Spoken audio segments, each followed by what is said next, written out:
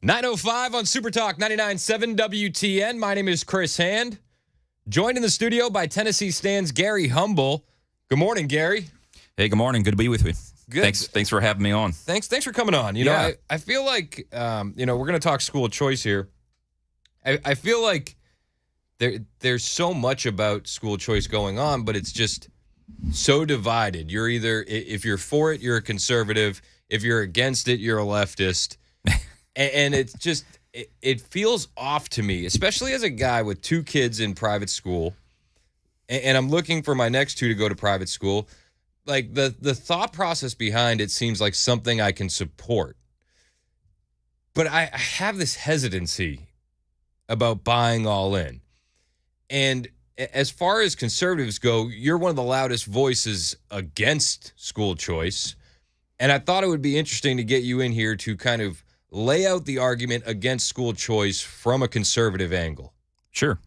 Yeah, it's hard. I think it's hard for a lot of folks to get past the talking points, and because the talking points sound really, really good.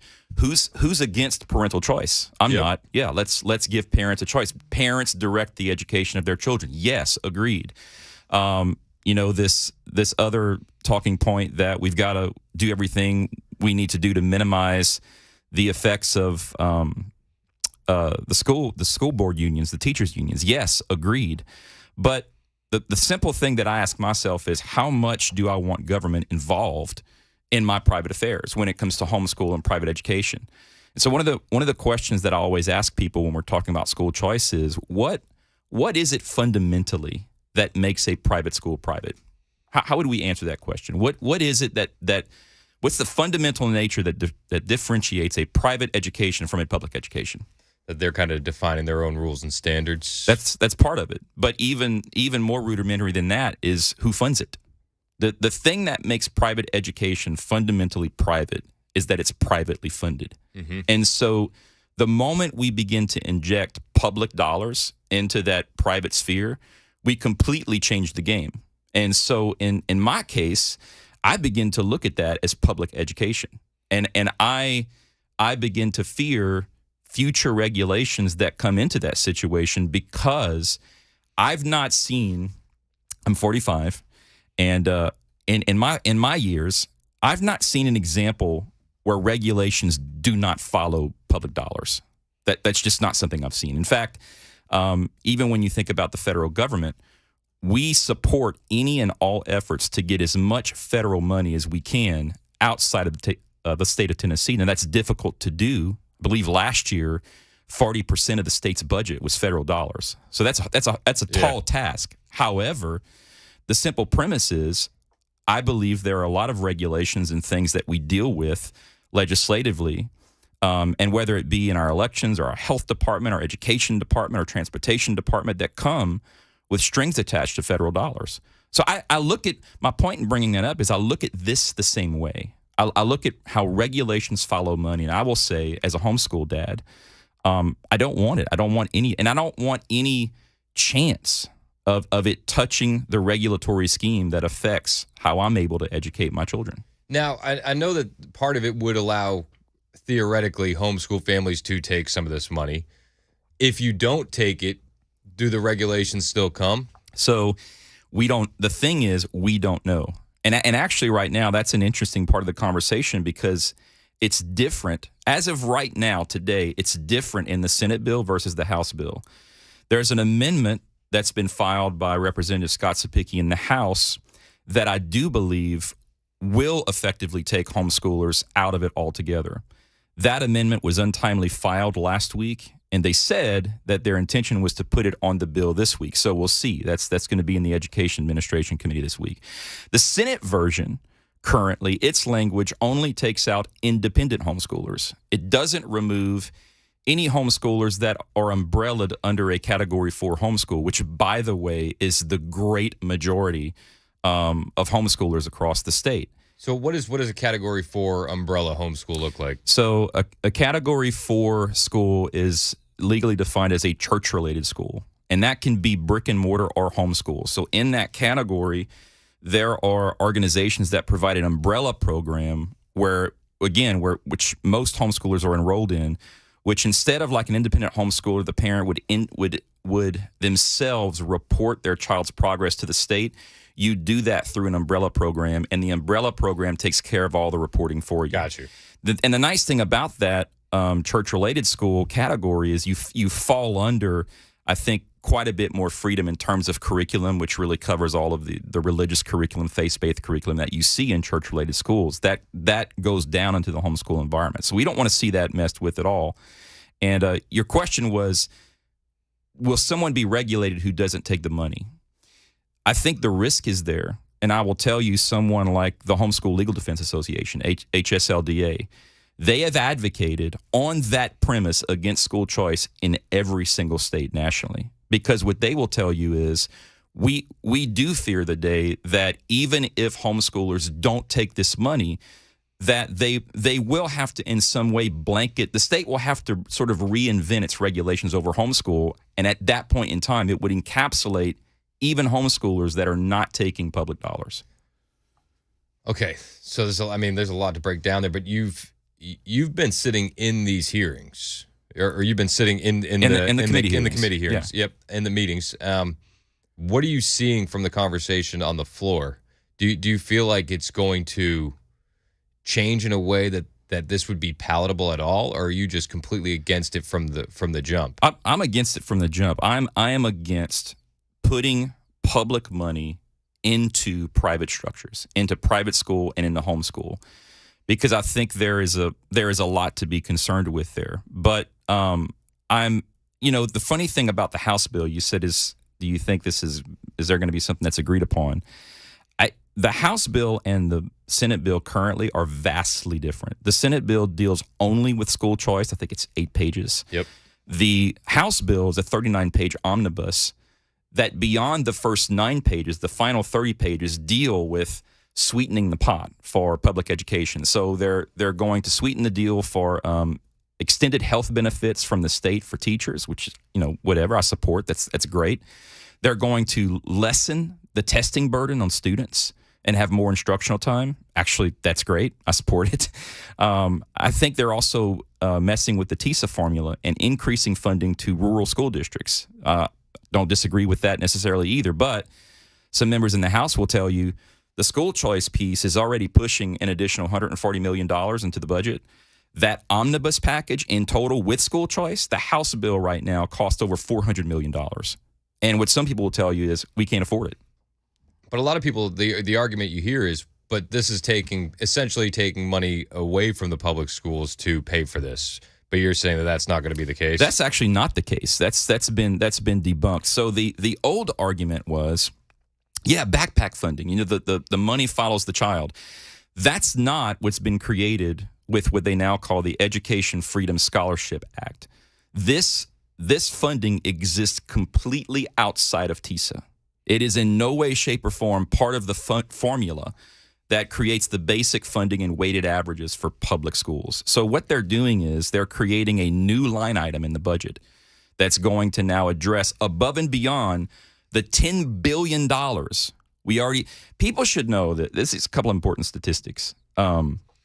36 cents of every dollar the state spends right now in Tennessee in our current 2023 to 2024 budget is on education. 36 cents of every dollar right now today is spent on education. And then the other thing I would say is when you combine education with health and human services, so with every entitlement program that exists in the state, that plus education is 59% of the state budget. So in some ways, you look at this financially, and we're already spending, quite a bit in terms of not only education, but entitlement programs, which we can get into that if you want to. But that's exactly what I call this. That this is nothing more than yet another entitlement, government-funded entitlement program. It's the only way you can describe it. It's universal basic income for education. Well, and I've seen a lot of the stuff on your website highlighting just that it is universal basic income for funding, for education.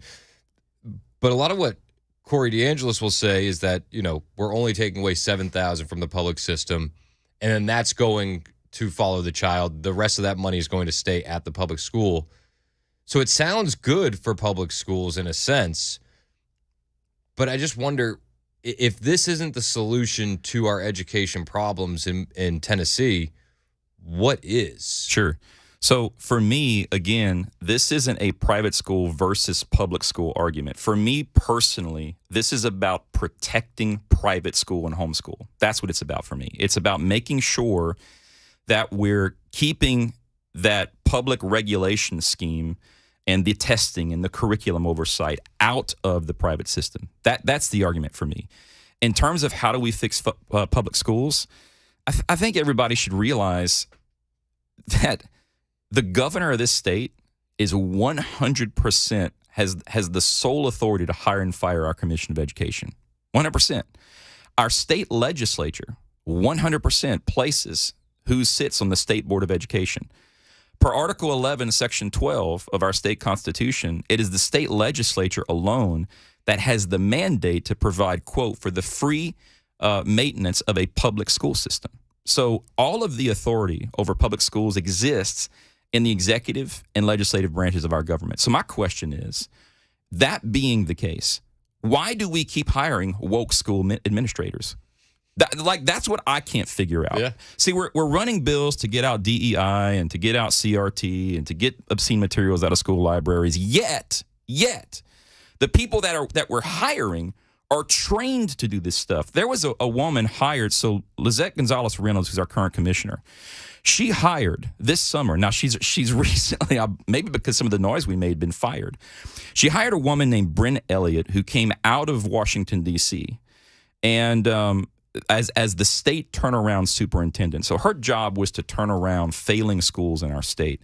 I went and did some research, and I found just a clip from last year. She was being interviewed for an award that she had won. And on live air, on a clip on YouTube, we have it on our website, this woman said that her number one mission in education was to make schools less racist. So the state of Tennessee now hires a woman who's publicly stated that her main mission in life is to make schools less racist, and she's who we hire to fix failing public education in our state. See, these are the kinds of things that I can't wrap my head around. I can't understand why the things we directly control and have every bit of authority, especially when you consider we have a Republican governor and 80% of our state legislature is Republican. Yep. How can we not fix the things that we have complete constitutional authority and budget constraints over? Yet, so now to fix it, we want to start putting public funds into private education. I don't buy it. So why do you think they're not fixing that? I don't know, Chris. That's a great, that right there is the $1 million question. Because what was it, 2022? Coming right out of the special session for COVID, we did a special session for education at the beginning of the legislative session in 2022 and passed at that time, a $300 million omnibus bill package to fix the fact that our third graders can't read. And 2 years later, I'm sorry, man, like after $300 million, we're still having the same conversation. Yep. And we're saying now, well, our kids in public schools can't read, so now we got to send them to private schools. Where's all the money going? And who's leading these things? It's honestly infuriating to me that third graders are having an issue reading in this state when that should be the baseline. That should be the bare minimum. Well, absolutely. I mean, reading, writing, being able to add and subtract, those are pretty crucial, fundamental things that we want our children to walk out of the education system with. But they're not. But they're walking around, with gender ideologies and wanting to transition. And I mean, so we are teaching our kids a lot. I just don't know that we're teaching them to read and write. And we've complained about this in every county. We know what's in the school libraries. It's been read on air, online. At this point, it's hard to imagine that nobody knows what's going on. Again, I will tell you, I can't figure out why we can't do anything about it. And one reason is we passed a bill that makes CRT illegal in the state of Tennessee. But guess what? There's no enforcement mechanism. There's no penalty. There's no civil liability. There's no punishment. Nobody is ever held accountable for breaking the law on whether or not they promote principles like CRT in our public schools. So we pat ourselves on the back and we say, in Tennessee, we passed the law, you can't do it. But that law has absolutely no enforcement mechanism And we're still fighting that fight to the same degree that now we're running a bill trying to ban flags in the class because we can't get CRT out. There's no enforcement mechanism. So now we're going to pass a law that says, well, you can only put in American flags and Tennessee flags in the classrooms. By the way, I support. I think it's a great idea. But it's all these small things we continue to do to chip away because for some reason we can't fix the root of the problem. I would contend it's because of the folks that we continue to hire and support who lead these efforts in our public education system. That needs to be fixed. Yeah, I hear you. I want to ask you about State Rep Todd Warner when we get back. We're hanging out with Gary Humble from Tennessee Stands, giving us the conservative argument against school choice, which I think is one that needs to be had. Because it seems like the only vocal opponents that you hear about school choice are on the left. I agree with you, Chris. So I'm excited about having you here and getting this angle on a very, very important topic. But I want to ask you about State Rep Todd Warner and his vote that is being slammed by conservatives next. Hang out with us. It's 9:21 on Super Talk 99.7 WTN.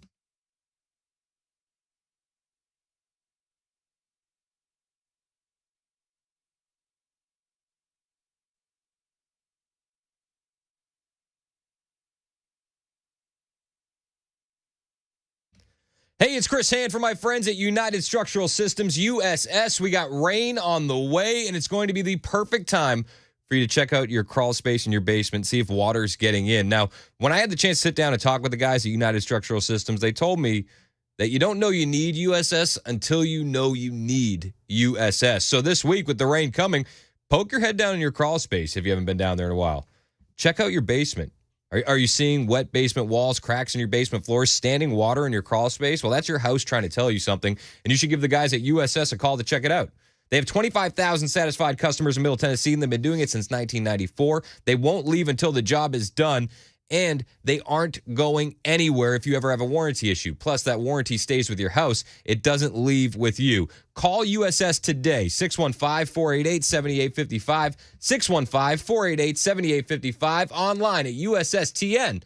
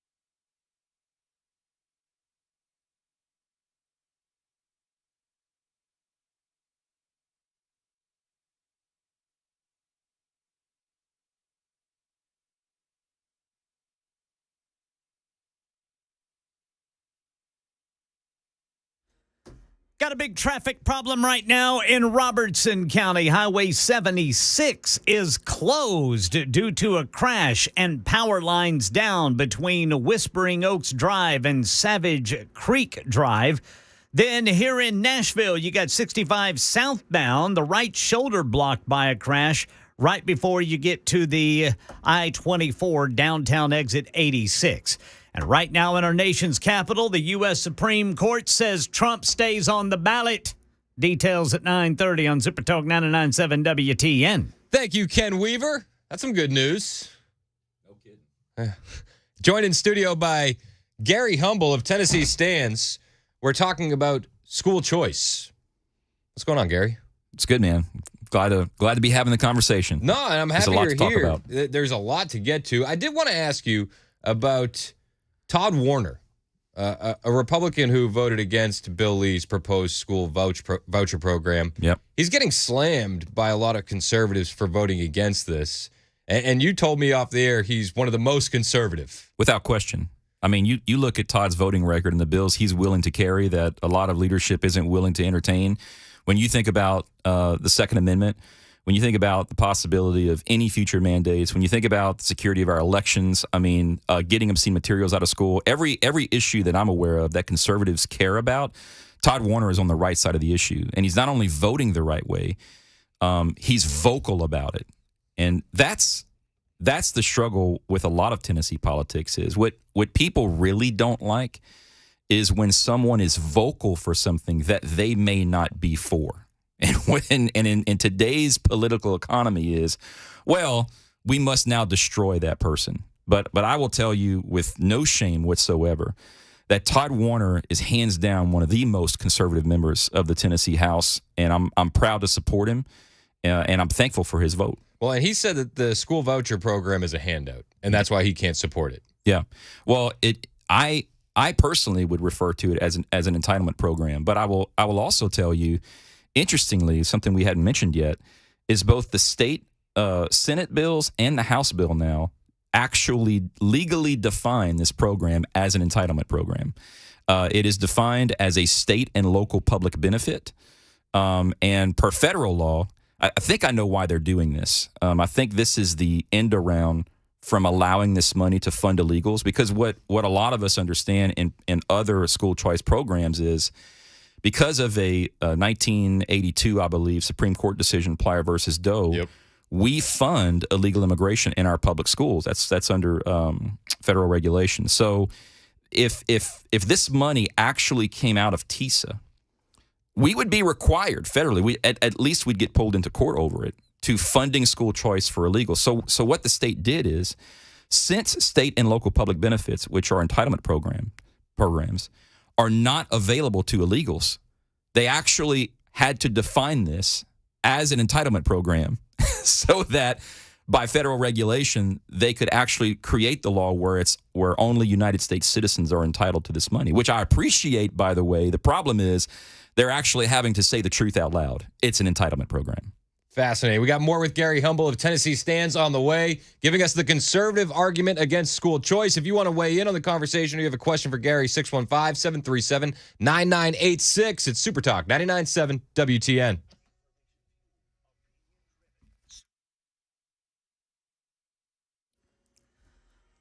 "9:30 on the dot. I'm Ken Weaver with your top stories. Waves of rain to come this week. We'll tell you about it during the full forecast in 2 minutes. But right now in our nation's capital, former President Trump responding to the Supreme Court's ruling today with "big win for America," all caps. This after the U.S. Supreme Court today ruled he stays on the Colorado ballot, just 1 day before Super Tuesday primaries in Colorado and 14 other states. The Supreme Court's decision is unanimous, and it means states do not have the authority to kick Trump off their ballots. Right now in Nashville, 41-year-old Crystal Fennell faces charges after what allegedly happened at the Waffle House on Old Hickory Boulevard yesterday morning.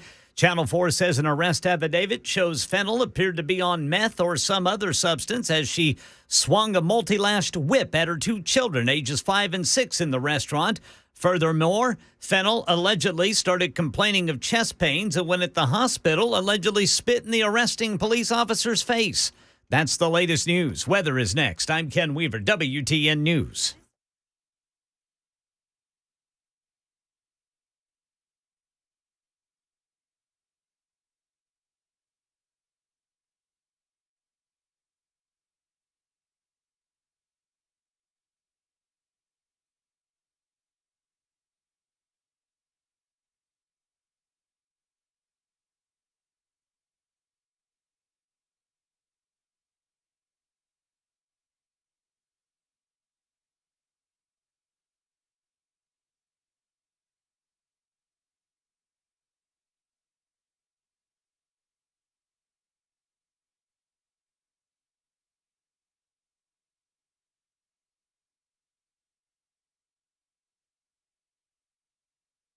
Hey, it's Chris Hand here for my friends at Paul Winkler Inc. I mean, you probably know Paul. Everybody knows Paul. He's been doing his investor coaching show every Saturday here on WTN 3 to 6. He's been doing it for years. He's been doing the show for 20 years now, if I recall correctly. But you may not know that he actually started that show after he spent time studying under an economist who went on to win a Nobel Prize.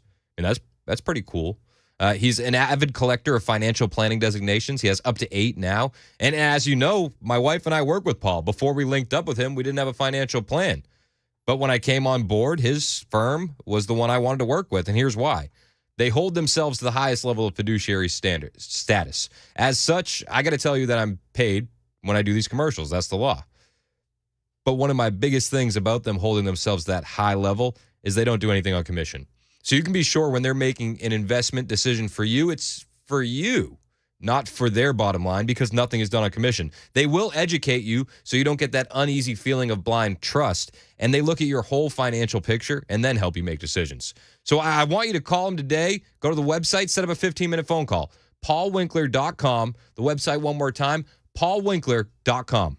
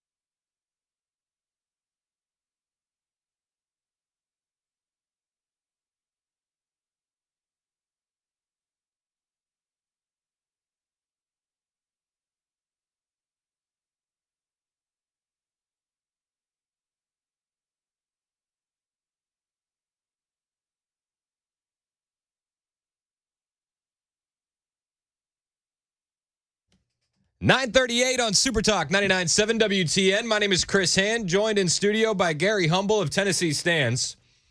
We're talking about school choice and why it may not be all that it's cracked up to be. Maybe not. Thanks for joining us, Gary. You're welcome. Thanks for having me on. So, give me the nutshell of why this is a bill of goods being sold to us.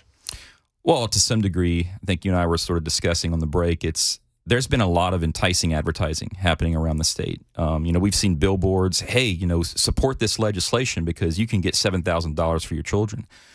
And I know a lot of folks personally, obviously. I mean, this is a contentious issue in Republican and conservative circles. And so I know a lot of people that are for this legislation. And one reason is because they feel like, they're sending their private kids, their kids to private school. Well, I'm one of them. And sure. It's like I like the idea of what people say, like, give me back some of my tax money, to help me send my kids to private school, because we're cutting corners to make it happen. And why wouldn't we want to take the money that we aren't using in public school and bring it with us? And that makes sense.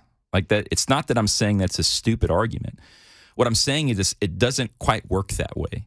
Right now, this idea that it's our money, I just make for everybody listening, once the government takes your money, which is what they do, that's what taxes are. It's not necessarily that we're excited about it or we agree with it, but unfortunately in this society, the government takes your money. Once they take your money, it is theirs. It's not yours. And they do what they want to do with it. And regulations follow that money as they see fit. Not you. It's not yours. Personally, I'll tell you, if I've got 3 little boys, we homeschool our kids. And, this bill would equate, if I wanted to send them to private school, we're talking $21,000 a year for my family. That's a big deal. The issue is when it comes to my money, Chris, I'll be honest with you. In terms of my property taxes, and I'm really confident in the small percentage of sales taxes that goes to public education, I don't come anywhere remotely close to paying $21,000 a year to the state to fund what I'm now taking back. So again, the question I ask to everybody, is it your money? Because I'm not funding enough to get what I would be, the benefit that would come to my family. So the question you have to ask yourself is, who's paying for it? Well, someone else. The other thing I would say is it's especially in the House bill. Right now, there are certain stratifications that you have to meet in the law in terms of the amount of money you make as a family. And I'm thumbing through my paper trying to find these numbers. Okay, right now, as it goes down the line, the first people that are available to get this money, if you're a family of 4, and this is all calculated based on current poverty level, if you're a family of 4 in Tennessee, you have to make less than $124,800 as a family to apply for this money. The next level is you have to make less than $156,000 a year, and if you're a family of 4. So the first point is a lot of these people that are already sending their kids to private school, you're never going to see this money. Like that's the first point I want to make, or I guess the last point I want to make in terms of this particular segment. You are never going to see this money. Not only are the financial barriers in place, this is capped at 20,000 students. That's 2% of the student population. And there is a cap in the growth in the House bill, which, by the way, I'm not against. I think it's fiduciarily responsible, right, not to make sure that we're not putting an extreme burden on the taxpayer. But it can only grow by 20%, which means we exhaust the first 20,000. And then the next year, it's only available to now 24,000 students. And that can only grow by 20% each year with the same financial constraints in place. All right. So all that to say, a great number of people that are beckoning for this money that actually think, and they've believed the talking points, that they're now going to get a $7,000 rebate per child on what they're already spending in private education. It's never going to happen. You're never going to see this money, but you're going to be paying for everybody else to do it. And look, if you support that, it's fine. Go for it. I don't. No, and I that's always been one of my fears is just I'll never see a dime of that. I think it's a reasonable fear, Chris. And look, I know we've got other questions to answer, but I do have some clips. You tell me when you're ready, but I think that makes some Let's run Some one of great these. point. Which one do you want to Go go ahead and run clip one. Okay, clip one. Recognized. Thank you, Mr. Chair. Ian, I want to kind of highlight the accountability testing is for reporting only, whereas our other schools are public and our charter, all those schools are traditional or non-traditional. It's not just for reporting only. It's to determine if kids are retained. It is determine, how the school is assessed, like what they look like you said, A through F. Why are we not applying this to these same schools that are taking public dollars? We're not doing that now, but I think we're going to need that data because, frankly, on decisions we'll make 5 years from now and 10 years from now. And I think, frankly, parents will want that. All right, explain to me what was going on there. All right, so this is in the Senate education hearing last week. That was Democrat State Senator Akbari, and the guy you heard at the end was Republican chairman of the committee, John Lundberg. And so she's asking a question. Look, why we've got these regulations happening in public schools, and we now have these private entities taking public dollars. Why are they not being regulated in such a way? And the Republican chairman is answering. If you listen closely, that's why we pay attention to these committee hearings, because it's not just what you're being sold on the billboard. It's what they say in these moments that matters. And he's saying out loud, well, we may not right now, and we might not need all the data right now, but we're collecting it because we're not sure what we're going to do 5 years, 10 years from now. And so my continued point with this is people keep pushing back and, well, Gary, you're just a liar because there are no additional regulations in the bill. I'm not arguing that point. Yes, you're right. I agree with you.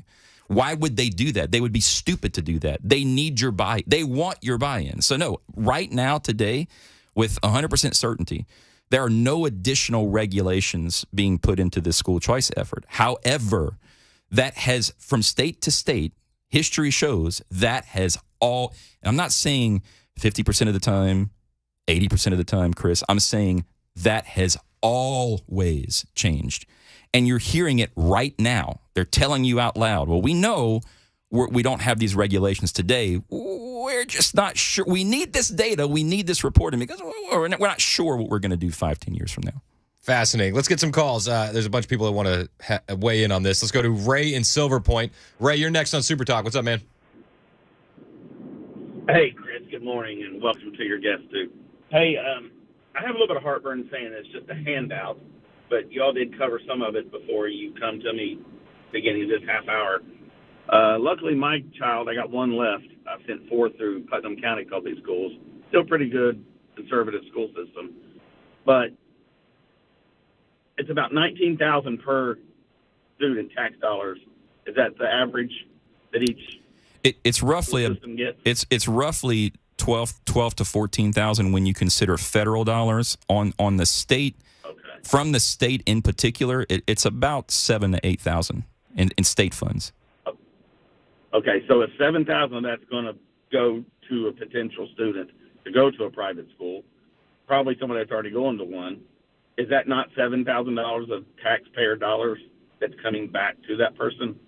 No. And here would be my argument to that. Like for example, me personally, I have 3 little boys. We homeschool, but if I were to take advantage of this program, that's a potential $21,000 a year for my family. Because it's 7 times 3, and I'm just right. being honest. What I'm saying is, I don't pay those kinds of taxes. I just don't. I mean, when you consider my property taxes and the small percentage of my state sales tax that I might pay that may go to education, in a year's time, I'll come nowhere close to touching $21,000. I mean, a far cry from it. So my point is, I'm not paying for it. Well, that means someone else is paying for it. And what someone would argue, and it's a reasonable argument. They'll say, Gary, well, but we're already doing that in public schools, and I agree with that. We've agreed for a long time that our tax dollars are going to fund infrastructure, roads, all these different things, and we've considered public education one of those important infrastructures. But the thing is, it's a public entity, and it's regulated as a public entity. I fear that if I circle that money back into my private situation, in time, I'm going to face the same kind of regulation. Well, part of that money is coming from the feds, too, though, federal tax dollars, correct? Well, in our public education system, yes. Not right now in the school choice plan. None, the federal government, as of today. Right. But my point is that 7,000 of that is coming out of the school, and they're keeping the remainder, correct? So it is $7,000 worth of taxpayer money. Some of it's federal, some of it's state. No, the 7,000 is all state. What would remain in the public school is federal. Yeah. The federal. Okay. All right. Well, hey, thanks for the call, Ray. Appreciate you, man. Let's go to Jack in Lebanon, who is for school choice. What's up, Jack? You're next on Super Talk. Yeah. Can you guys hear me? Yes, sir. Good morning, Chris and Gary. I found this conversation really interesting. My kids are grown and out of school now, but I sacrificed greatly to ensure that I could pull my daughter out of public schools because of what was going on. She came up as cell phones were becoming iPhones and the different things that were going around. And so I felt as a Christian that I needed to pull her out of that environment. And I feel like I know all this started in Memphis, I believe, where kids in poor neighborhoods were trying to flee the public schools. The parents wanted that choice. But I think there's two main factors that people are fleeing public schools for, and one is environment because it's pervasive and it's, they're teaching our kids things that we really don't want them to know or don't want them. I think a lot of it is culture. The culture is absolutely toxic. Culture, yes. And the other thing is the regulation, because the regulation, and that's something that I never even took into consideration because I've been an advocate for school choice. But if the regulation is going to follow the money, because that's what the federal government is using to control states exactly in their education, they're putting earmarks on that money. You need to teach this if you want this. And that's the problem, and that's why private schools, they don't need that regulation. So if the money is going to be regulated with earmarks to where private schools are now going to have to teach things that they don't traditionally teach, I'm not for it. But there's got to be a way around that. Yeah, and you've made incredible points. And the thing is, that's I think all conservatives agree on the premise, that you've stated. Our public schools are failing. We've got ideologies that are destroying our kids, and they need to be fixed, and it's a big problem. And so we're not in disagreement on that point. I think, and kudos to you, by the way, for doing organizing your private life in such a way that you did what was necessary, right, for your family and for your kids to pull them out of that situation. Kudos to you. That's the responsibility we all have. And my thing in terms of the regulations, that's what we fear. And again, those regulations aren't in the bill today. The problem is there's no example that I can find where regulations do not follow public dollars. Well, and you made the point earlier, that the governor holds all the power to fire the people in charge of the public schools currently. All of it. I mean, that's an important thing for everyone to understand in this discussion. Today, right now, the governor of this state hires and fires our commissioner of education. Our state legislature appoints those who sit on the state board of education. So all of these that's what I see. That's the stuff I can't wrap my head around. Is we're talking about school choice and this extra money and putting public funding in the private schools because we have to fix a broken public school system. Which again, I think on that premise, none of us disagree with that point. I just don't understand why our governor and our state legislature, by the way, that's 80% Republican, why can't we fix that which we have complete and utter control over right now today? Especially when I think that the majority of people listening and that have kids in the public school system and even the private school system, we can all agree that the core issue here is the toxic culture. Yes. In these schools. And we've been fighting it every year in the legislature. So those changes could be made much quicker than any school choice could change it. Well, it's like, for example, I can't remember if it was last year or 2 years ago, we passed a bill that basically made it unlawful to teach anything that you can consider CRT. And they went at great lengths to define, those parameters of what critical race theory actually is. And so it's you can't employ critical race theory in our public schools. The problem is, I don't think any reasonable person that sends their kids to the public school would say that CRT doesn't exist. And so you ask yourself, well, but we passed a law. Why? Well, it's because the law had no enforcement mechanism. Zero. There's no civil penalty. There's no criminal penalty. There's no accountability measures or punishment for those within the school system that disobey the law. So we passed a law. We patted ourselves on the back. There was a headline on Fox News that says Tennessee bans CRT. Yet there's no way to get it out. It's a great headline. But it's still in the schools today because we've refused to pass anything that actually brings accountability into the failing system. Well, that is the problem. And it's going to be the hardest thing to get out of the schools because we're a conservative red state and they want to get to the kids. Yeah, absolutely. They will never stop, Chris. Well, Gary Humble of Tennessee Stands, thanks for joining us to give us kind of a conservative angle why you're against school choice. So I guess you're still undecided on this school choice thing? No, I'm pretty adamantly opposed. Hey, I appreciate you coming in. Where can people find you? TennesseeStands.org. That's TennesseeStands.org. Thanks for having me on. It's been a pleasure. Yeah, absolutely. It's 9:55 on Super Talk, 99.7 WTN.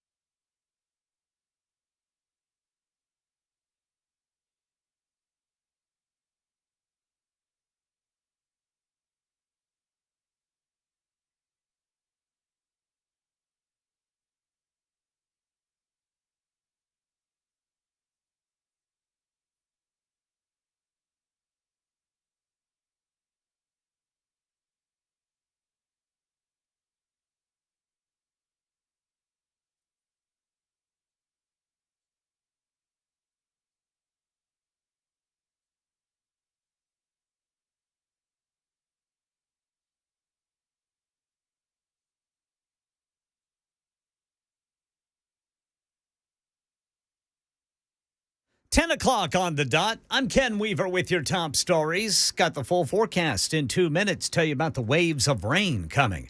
Right now in our nation's capital, former President Trump says, in all caps, big win for America. After the U.S. Supreme Court today ruled he stays on the Colorado ballot just one day before Super Tuesday primaries in 15 states, including Colorado. The Supreme Court's decision is unanimous, as we hear from Terry Moran. A rare moment of unanimity on a usually divided court. All 9 justices of the Supreme Court agree that states cannot kick candidates off the ballot under the 14th Amendment, which passed after the Civil War, held that people who had sworn an oath to uphold the Constitution and then engaged in insurrection are banned from holding federal office further. And what the Supreme Court said is that states can't enforce that it requires Congress to pass a law to it. Yeah, at oral argument last month, the court's liberals and conservatives voiced concern over the lack of a nationwide enforcement standard of constitutional language that was written in 1866.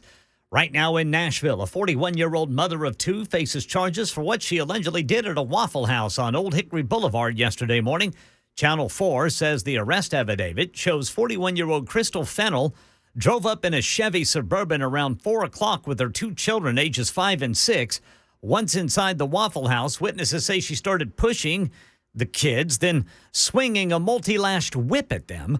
When police arrived, they say Fennell was fidgety, speaking nonsensical as if she was on something like cocaine or meth. Then she complained of chest pains and allegedly spit in the face of a police officer at the hospital.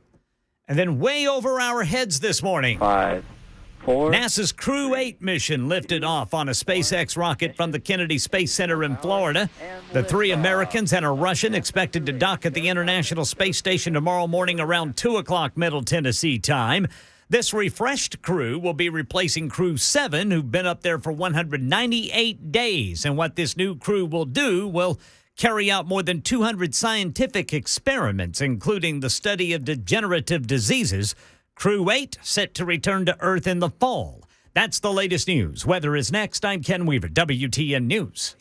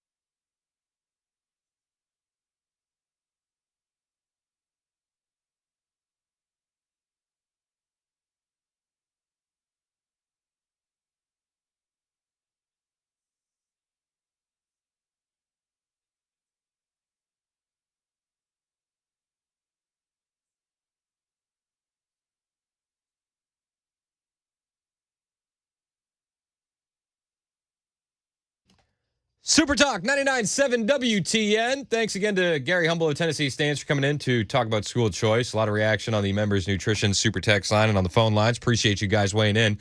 And as we're having that conversation, the Supreme Court rules in favor of Trump. Oh, my gosh. Little canned applause for Mac Maury. Yeah, 9-0. That's the thing, 9-0. That blew my mind. Yeah, I wasn't necessarily expecting that. I thought we were going to at least have an 8-1 because there's that the one justice who's not a biologist. Do you know what I mean? Of course. Yeah. So that was shocking. Can we really trust this? Yeah. Doesn't know if a boy is a boy and a girl's a girl, but SCOTUS, unanimous. States can't boot Trump from the ballot. All right. This is fun. Who's going to check in on that progressive, what is it, the Attorney General in Illinois and the Maine Secretary of State? They're seething right now. Absolutely seething. Somebody check in on them. Or Nikki Haley. Dang it. Nikki Haley. My surge has stopped yet again. Oh, my gosh. The surge is still going on. Did you know that she won a primary? Wow. Did you know that? Really? Yeah, in D.C. In D.C. And there it is. Trump called her Queen of the Swamp. Yeah, it's not exactly the most stark conservatives. You're picking up wins in D.C. Congratulations. Congratulations. Maybe that's the snowflake that starts rolling down the hill. That's it.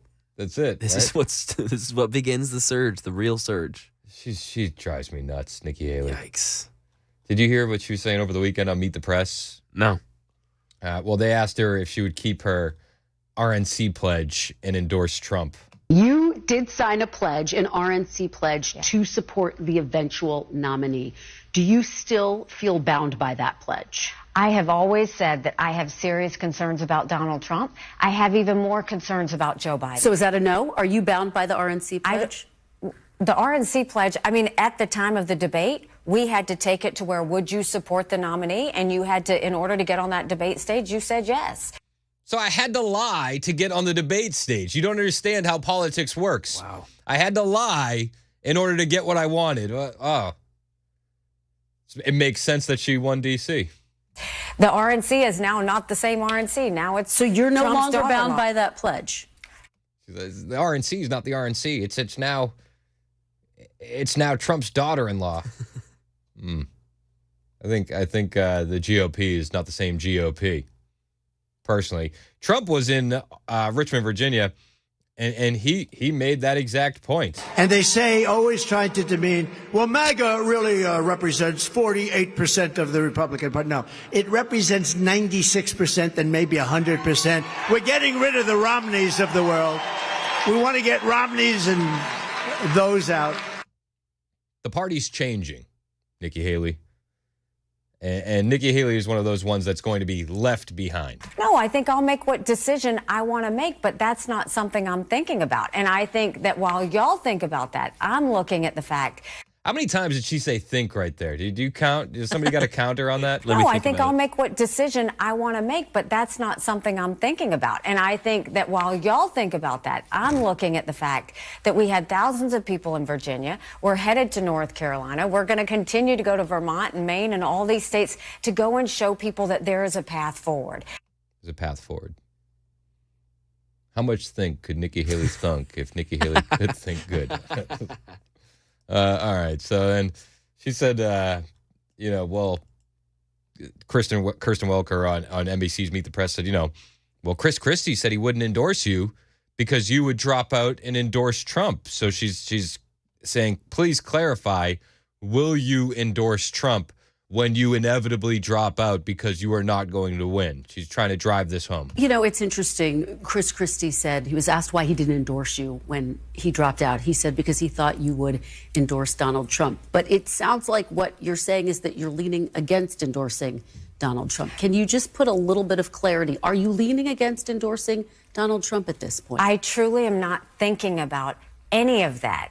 And, I mean, look, there's a... You're not taking it off the table. There's a fair huge to say. difference between me and Chris Christie. There's a huge difference between her and Chris Christie. Okay. All right. I'm not going to make any jokes. Chris Christie ran because he just didn't want Trump. I am running Because you want war? Was that, you think that's what she's going to say?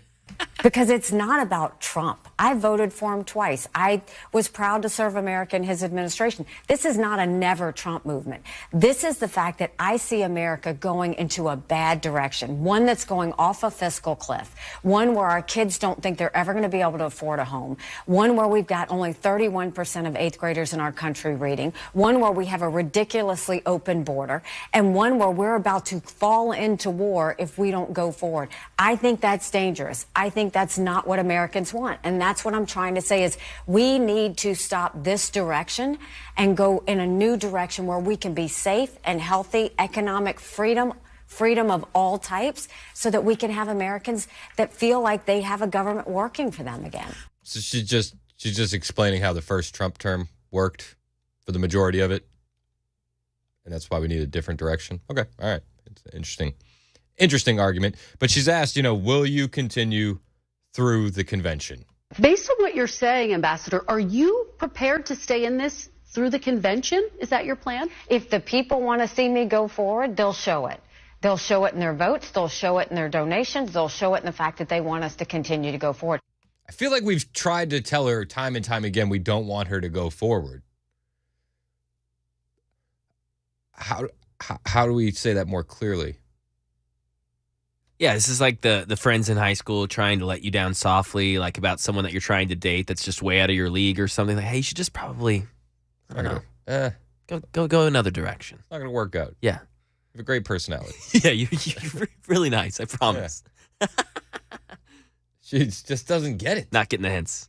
If the American people tell me, but does not voting for you mean that they're not, like, what do you think that means?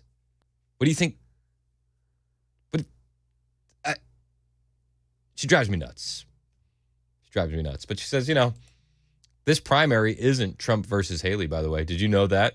Oh, wow. This is about really trying to get everyone to realize that this primary isn't between Donald Trump and Nikki Haley. Yes, on the ballot, that's what you see. This primary is, what is the direction of the Republican Party?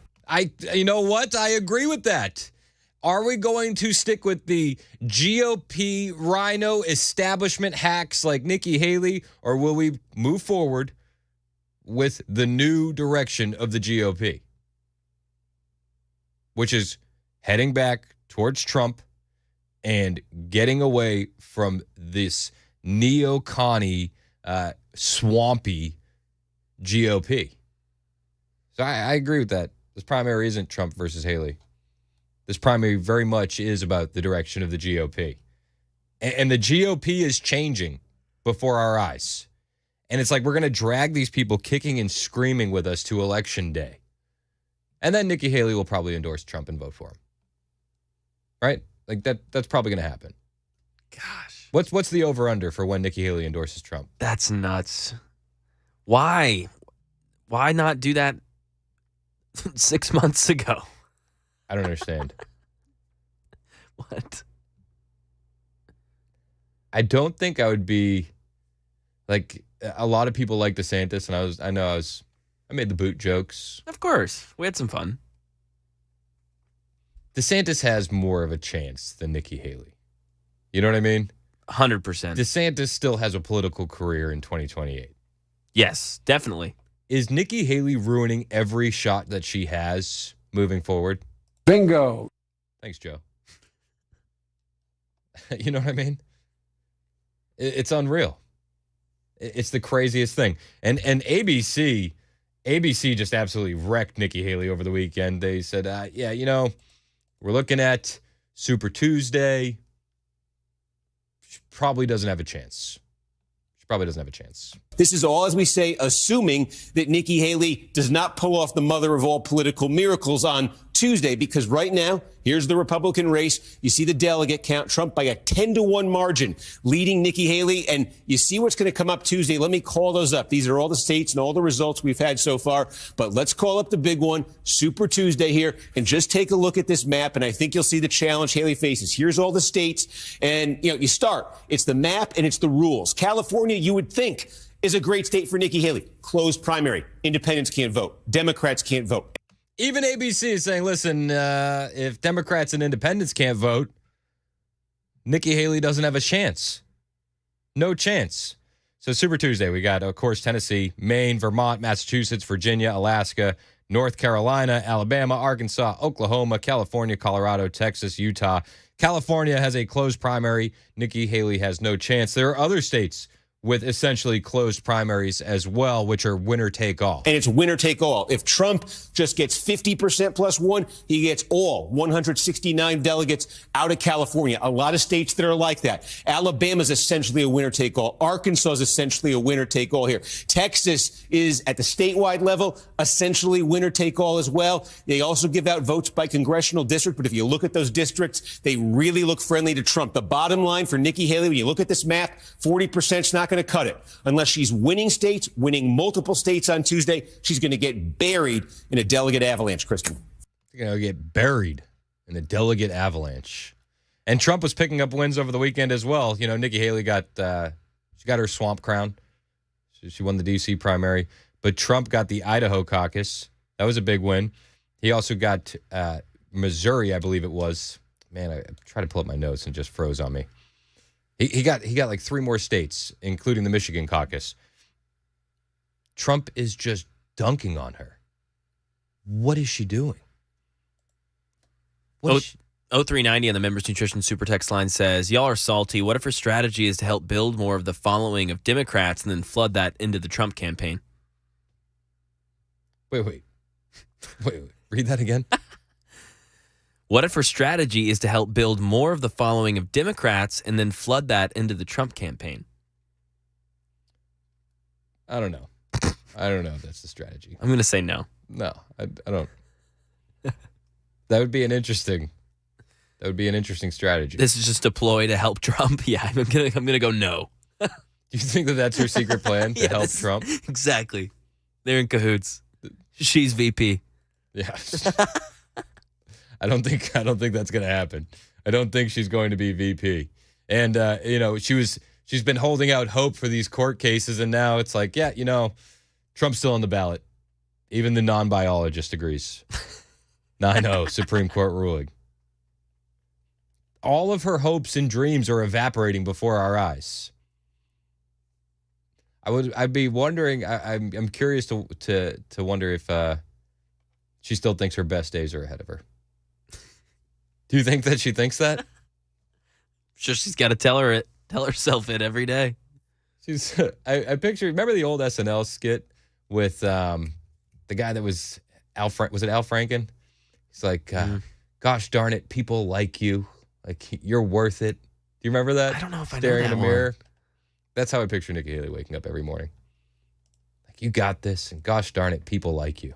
Well, it's like that one question you played, that clip of her, and, how much longer are you going to stay? And, well, the people are going to talk, whatever. She's kind of going to the voters. The voters are going to speak for themselves. I kind of interpreted that as like, well, if people keep funding me and keep giving me millions of dollars, then, I'll just keep going. Yeah, yep. Hey, why not, right? Yeah. Why not? Yeah, If you're in it for money, why not? Nikki Haley did land an endorsement, too. Wow. Yep. Her first Senate endorsement. How many months are we into this now? Yeah, we're in March. So I don't know. I don't know who this looks worse for. The fact that we're in March, a couple days, Super Tuesday's tomorrow, right? And over the weekend, Nikki Haley lands her first Senate endorsement. Alaska's Lisa Murkowski threw her support behind Nikki Haley. Who looks worse in that situation? Nikki Haley for getting her first Senate endorsement this late in the game, or Lisa Murkowski for saying, you know what? I've seen enough, and I'm endorsing Nikki Haley for president. Like, what? So the Murkowski has issues with Trump. Trump endorsed her primary challenger in 2022 during her reelection race. And if I'm Alaska right now, there's got to be people just licking their chops ready to primary her. Oh, yeah. You know what I mean? Oh, yeah. You waited till March to endorse Nikki Haley. Nikki? And that's like going to be soon enough. People are going to remember that. This is not going to fall into the wayside. No, this will not be forgotten. All right, we got more on the way, including I have audio from Trump's speeches. He was on a tour over the weekend, North Carolina, Richmond, Virginia. The mayor of Richmond, Virginia, he didn't want Trump to come. LeVar Stoney, he put out a social media video saying, "Please don't come." That's what he did. I'll play it for you on the way. Hang out with us. It's 10:22 on Super Talk 99.7 WTN.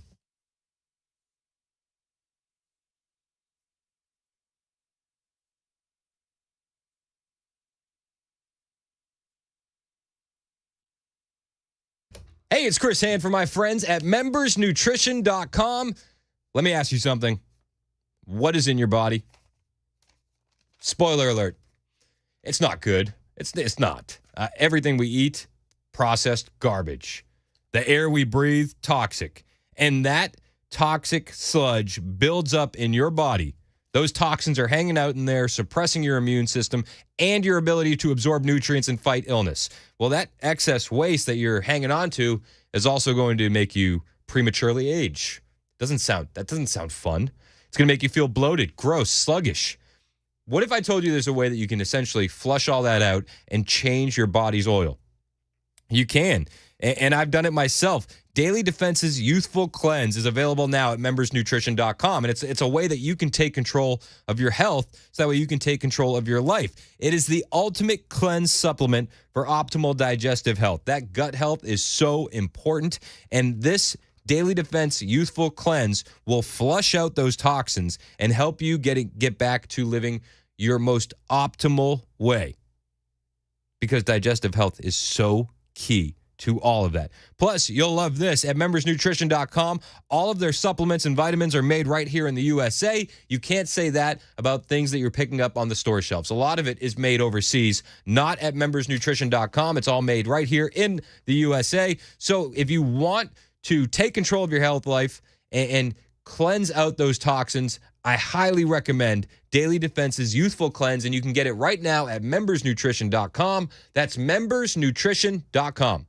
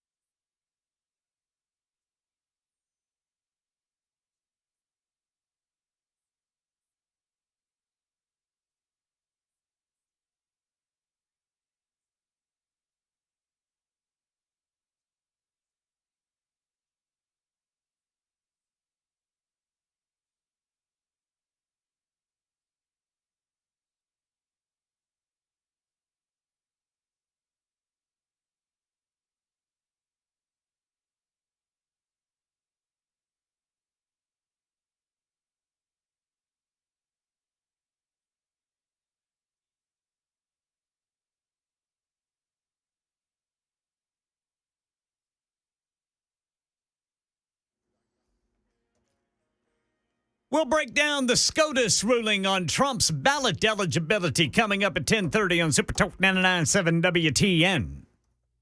I'm going to do a terrific show today, and I'm going to help people because I'm good enough, I'm smart enough, and doggone it, people like me. That's Nikki Haley with her daily affirmations.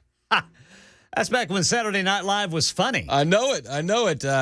Thank you to our members nutrition super texters. I could not remember what that was. I could picture Al Franken in my mind staring in the mirror saying that. Yeah. That was Stuart Smalley. Yep, daily affirmations with Stuart Smalley. So when Nikki Haley says, I'm going to let the voters decide, I just imagine that she's telling herself that in the morning. Right? That's Nikki Haley. That's what she's doing. Hey, I did want to talk about a couple things besides Nikki Haley. Did you know that? Okay. I figured we'd just spend more time batching her. We can get back to that later. That's fair. Let's focus on other Democrats. Okay. All right, so Bob Menendez, you know how he was bribed with gold bars? The businessman allegedly, the businessman Jose Uribe pled guilty to trying to bribe Senator Bob Menendez in a corruption case involving bribes of cash, cars, and gold bars. Surprise, surprise, surprise. So Menendez and his wife have pled not guilty to bribery charges, but the businessman indicted alongside Menendez pled guilty on Friday. I hope he flips on him. Right? Don't you hope he flips on him? That would be great. Wouldn't that be awesome? Throw a curveball. Yeah, just flip on him. Get yourself a life sentence. New Jersey businessman has pleaded guilty to trying to bribe Democrat Senator Bob Menendez in a corruption case. Jose Uribe admitted to 7 counts, including conspiracy to commit bribery, honest services wire fraud, obstruction of justice, tax evasion, and other charges. The New Jersey Democrat Bob Menendez has been under investigation for allegedly accepting bribes of cash, gold bars, and a luxury car over the last 5 years to carry out favors for 3 businessmen, including Uribe, who just pled guilty. Fascinating story. So do you think that Menendez is going to be found guilty after all this? I hope this guy flips on him. Uribe is a former New Jersey insurance broker, and he was accused of providing Menendez a Mercedes-Benz in exchange for the senator's help in a New Jersey insurance fraud case. He's the first one to plead guilty, and he's now expected to begin cooperating with prosecutors. Flip on him, right? Who's gonna really look out for Bob Menendez? You know what I mean?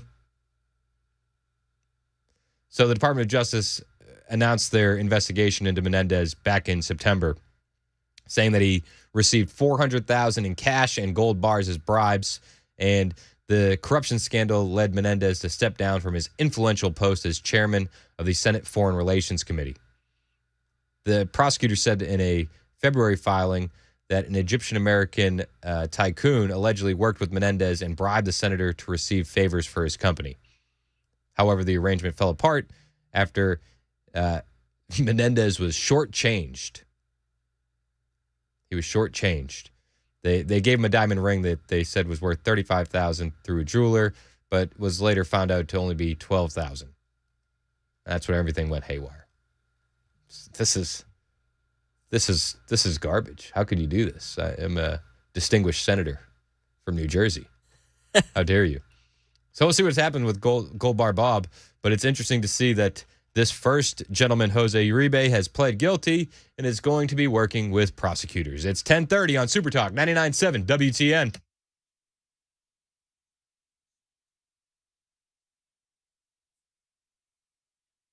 I'm Ken Weaver with your top stories. Tell you about the waves of rain coming in the forecast in 2 minutes. Right now in our nation's capital, former President Donald Trump stays on the 2024 primary ballot in Colorado and every other state after the Supreme Court's decision this morning. Rachel Scott in Florida with more. The Trump campaign was not only hoping that this decision would come down in this way, they were confident that it would happen. They called the Colorado State Supreme Court ruling flawed. They said they had the utmost confidence that the justices would ultimately rule in their favor. Jonathan Carl with more. They talk about how the 14th Amendment, of course, coming after the Civil War, was designed to keep the Confederates from coming back into power, envisioning a situation where Confederates would take over the state legislatures of the former Confederate states and use that power to try to sway, to try to sway the federal government. So this talks about how no, this amendment was not designed to expand state power, it's designed to limit state power. Former President Trump posting big win for America in all caps. He's expected to make remarks later today. That's the latest news. Weather is next. I'm Ken Weaver, WTN News.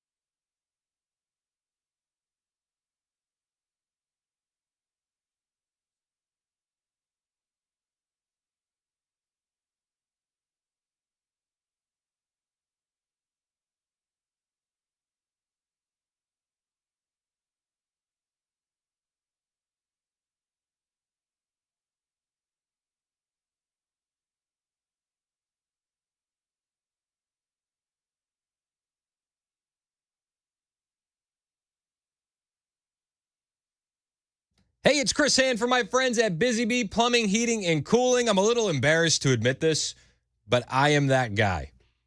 It was cold this morning. I kicked on the heat. It was hot upstairs last night, and I turned on the AC. I know. I'm that guy. But it's that time of the year where we're going to be kicking on our heat in the morning, kicking on our AC in the afternoon. If your systems aren't serviced the best way, the Busy Bee way with Busy Bee Plumbing, Heating, and Cooling, you could be waiting for a problem to pop up with your HVAC system. So don't wait for that problem to pop up. Be proactive. Keep your unit in tip-top shape with Busy Bee Plumbing, Heating, and Cooling. Now, whether you need that annual maintenance, repair, or replacement plumbing, heating, or air system, the guys I trust are Busy Bee. And if you do need to replace your system, maybe your AC system went out at the end of last season and you've been kicking the can knowing that you'll replace it once we get over to summer. Well, you shouldn't wait much longer because it's going to be here before you know it. And if you need to replace it, you're not going to find a better value on replacement systems than Busy Bee Plumbing, Heating, and Cooling. They offer up to 12 months, no payment, no interest with approved credit. And it'll pay in so many ways. To become a Beehive member, get yourself signed up for that annual maintenance on your plumbing, heating, and air systems. Make sure you never get hit with overtime charges, 24/7 service, and 10% off all repairs. Plus, the guys at Busy Bee offer convenient Saturday availability for those maintenance calls, so you'll never have to wait to get your HVAC system fixed. Busy Bee, they're your Rude Pro partner. For satisfaction guaranteed, call Busy Bee Plumbing, Heating, and Cooling, 615-775-7833. That's 615-775-7833 or online at busybeehvac.com.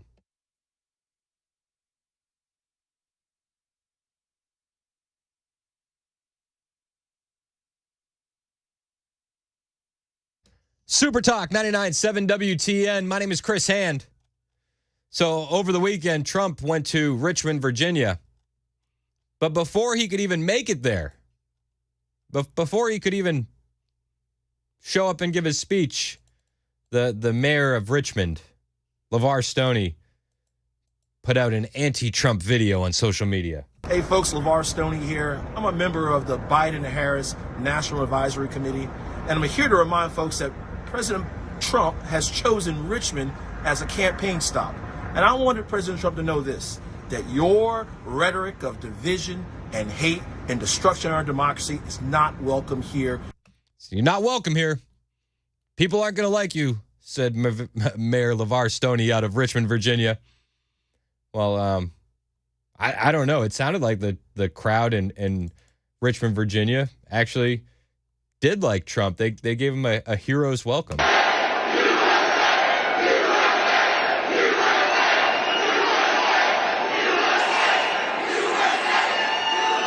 And you have to see all of the people that are outside. They can't get in because you've taken their place. That's not nice.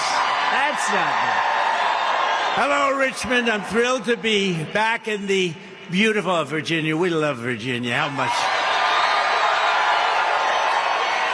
We're going to make a big play for Virginia. You know that. And I think we can do it. We win Virginia. We win it 100%. It's over.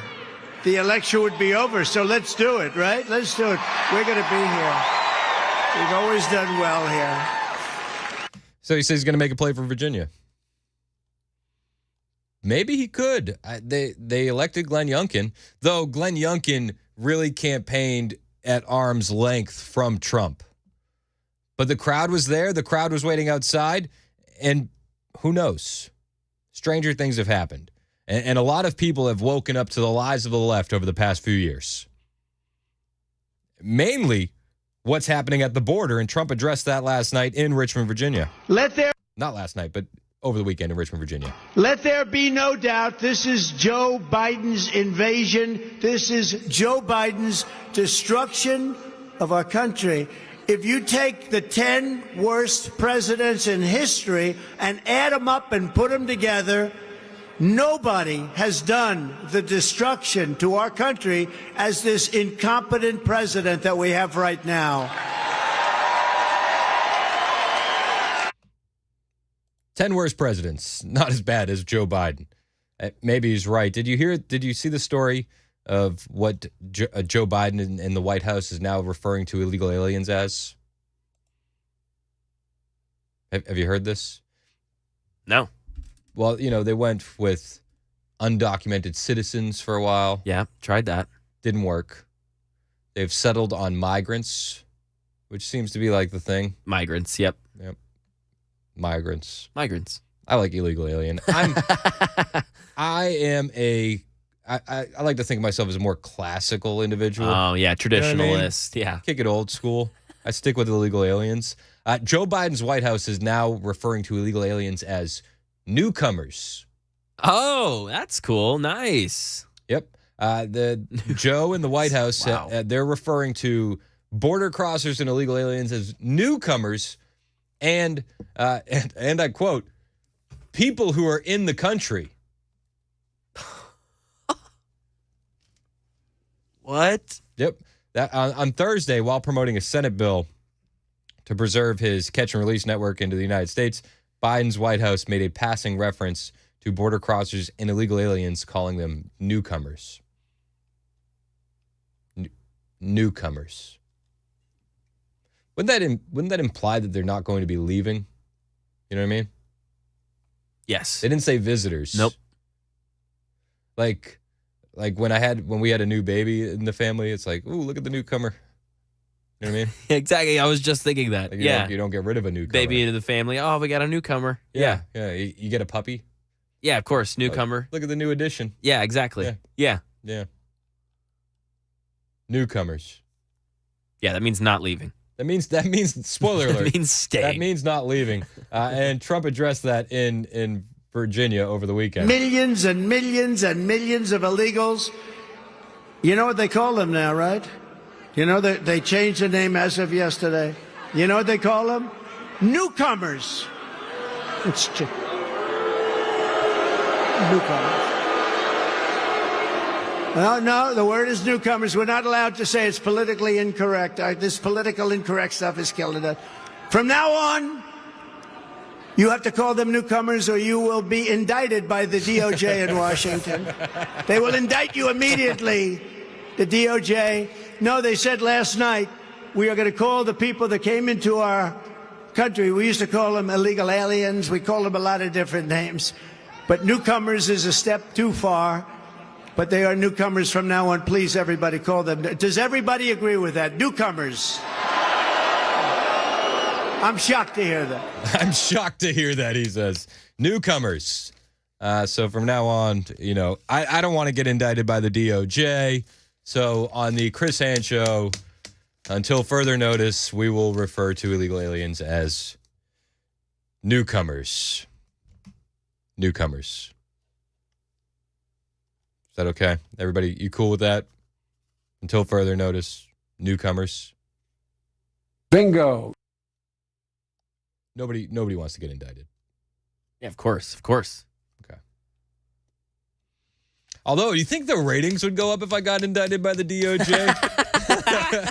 You know what I mean? Yeah, dude. Like a little feather in the cap. All right, we're back to illegal aliens. These sponsorships. Well, yeah. We're back to illegal aliens. Jay said, newcomers, LOL, like the U.S. is a huge AA meeting. Yeah. Welcome all the newcomers. Well, if you see who's coming across the border, they're not studying their best. Not studying their best. Ay, caramba. Anna and Franklin, you're next on Super Talk. What's up, Anna?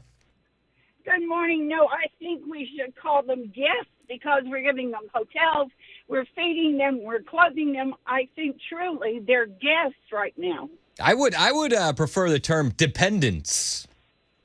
Well, absolutely. Now, how do we put those on our tax return this year? I don't know. I need to get a good tax guy, I think. Yeah, how many can we claim? Yeah.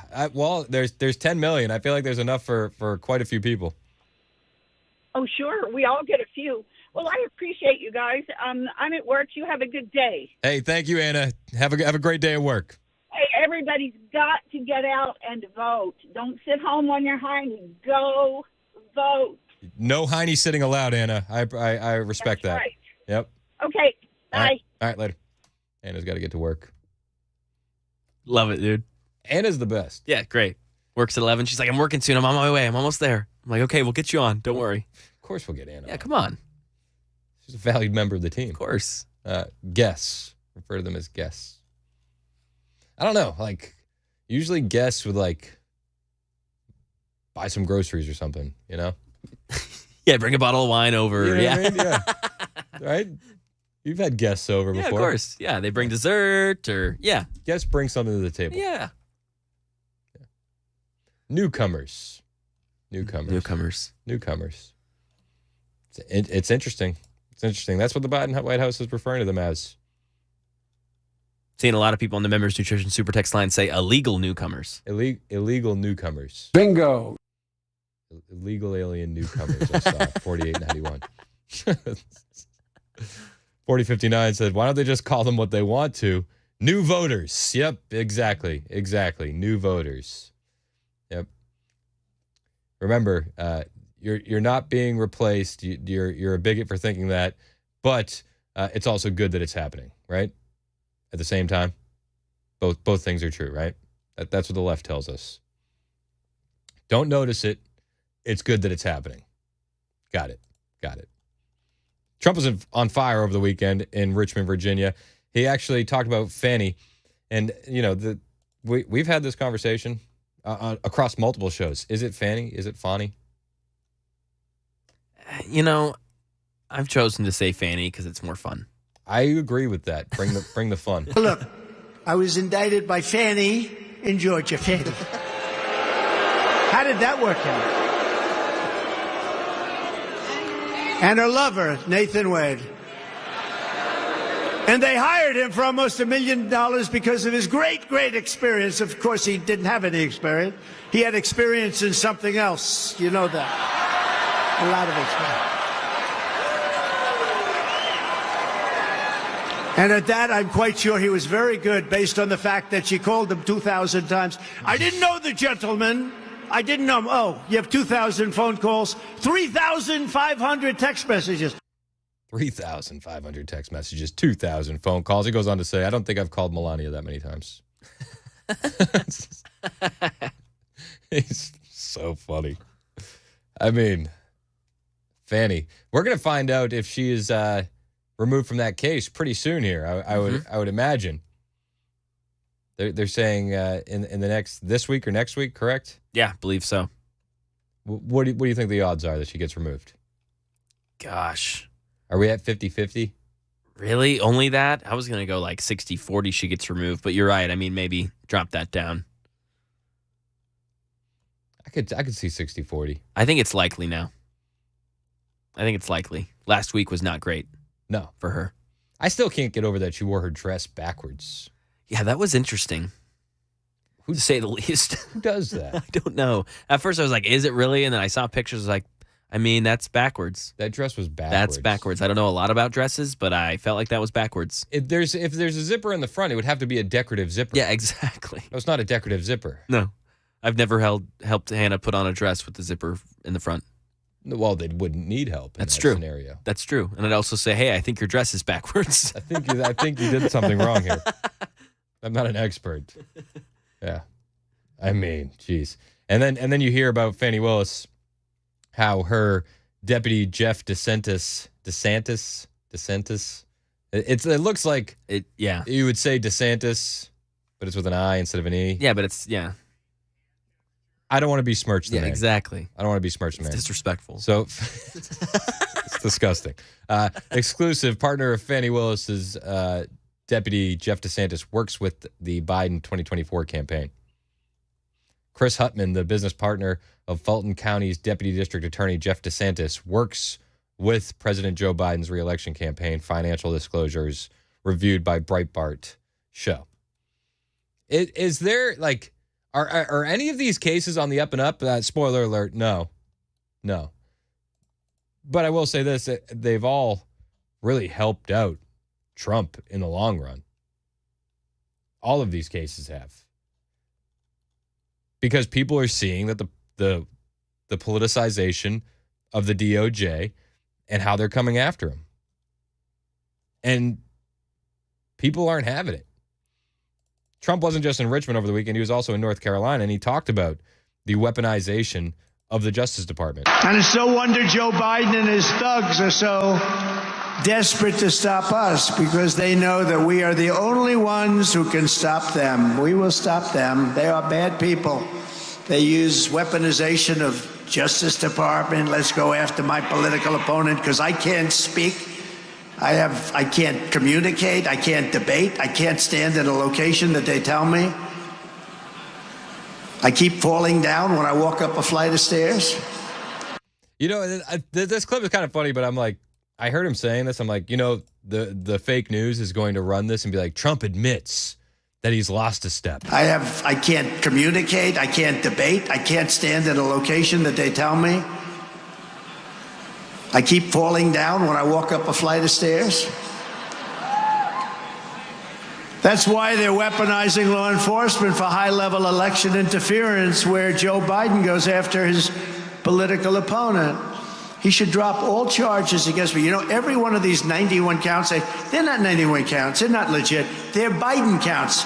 He worked with Fani, even though it's spelled Fanny, F-A-N-I, Fani. How about that one? How about that one? Even Trump doesn't think she's saying her name right. He worked with Fani, even though it's spelled Fanny. It's spelled Fanny.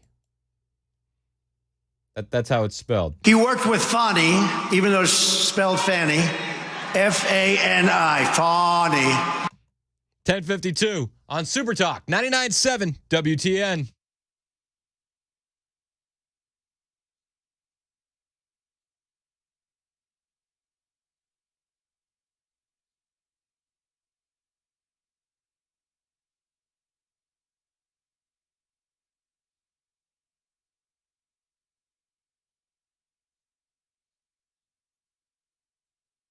Hey, it's Chris Hand from my friends at Paul Winkler Inc. Listen, you know Paul. He's been doing his radio show for over 20 years, investor coaching show, and it runs every Saturday here on WTN from 3 to 6. But you may not know that he actually started that show after he spent quite a bit of time studying under an economist who went on to win a Nobel Prize. I mean, that's pretty cool. That's Paul's background. He's also an avid collector of financial planning designations. He has up to 8 now. And my wife and I, we work with Paul. We heard him on WTN way before I got the show here. And when I got here and I got the show and I was like, who am I going to work with? It was easy. It's Paul. That's the firm I want to work with. And here's why. They hold themselves to the highest level of fiduciary standards. As such, I have to tell you that I'm paid every time I do these commercials. That's the truth. That's the law. Where else do you hear that? But the things I like about Paul's team is that they do nothing on commission. You can be sure that when they're making financial suggestions for you and your retirement and your financial future, that it is just for you, because they're not selling you a product that's going to make them money. Nothing that they do is done on commission. I like that. Plus, they educate you so that way you don't get that uneasy feeling of blind trust. That's been my biggest takeaway from the whole process, is the education they bring to the table. They'll look at your whole financial picture, help you make decisions for you and your family. And you can get started today by setting up a 15-minute phone call. Just go to paulwinkler.com. Seriously, get started today. Go to paulwinkler.com.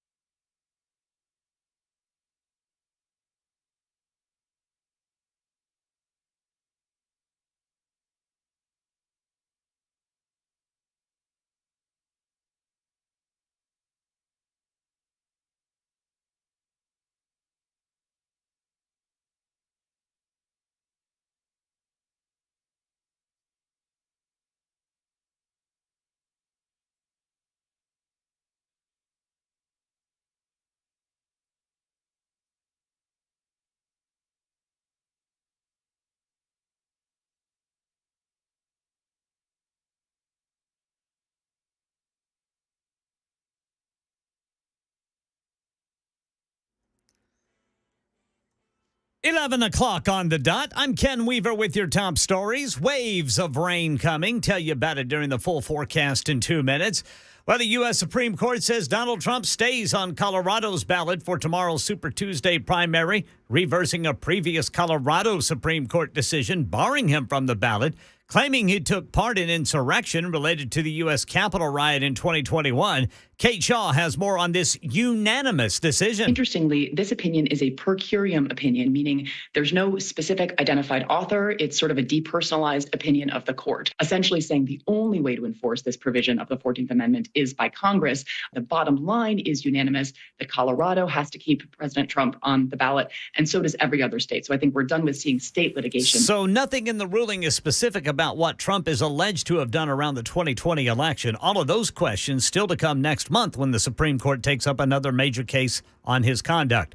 Right now in Nashville, a 41-year-old mother of two faces child abuse and assault on a police officer charges after allegedly swinging a whip at her children, ages 5 and 6, at a Waffle House early yesterday morning. Channel 4 says the arrest affidavit claims Crystal Fennell pulled up in a Chevy Suburban around 4 o'clock with her children. Once inside the Waffle House on Old Hickory Boulevard, she started pushing and swinging a whip at her kids, according to witnesses. Police say she seemed fidgety, like she was on cocaine or meth as they were talking to her. She then complained of chest pains and allegedly spit in an officer's face at the hospital. And the first over-the-counter birth control pill purchased without a prescription, available later this month. Here's Sherry Preston. Under the Affordable Care Act, birth control is supposed to be free, but that's always been when a doctor prescribes it. The question becomes then, what happens when the nation's first over-the-counter birth control, called O-Pill, becomes available later this month? The company that manufactures it says the cost has been set at $19.99 a month or $89.99 for a 6-month supply, but who covers the cost could depend on your insurance plan and which state you live in. That is the latest news. Weather is next. I'm Ken Weaver, WTN News.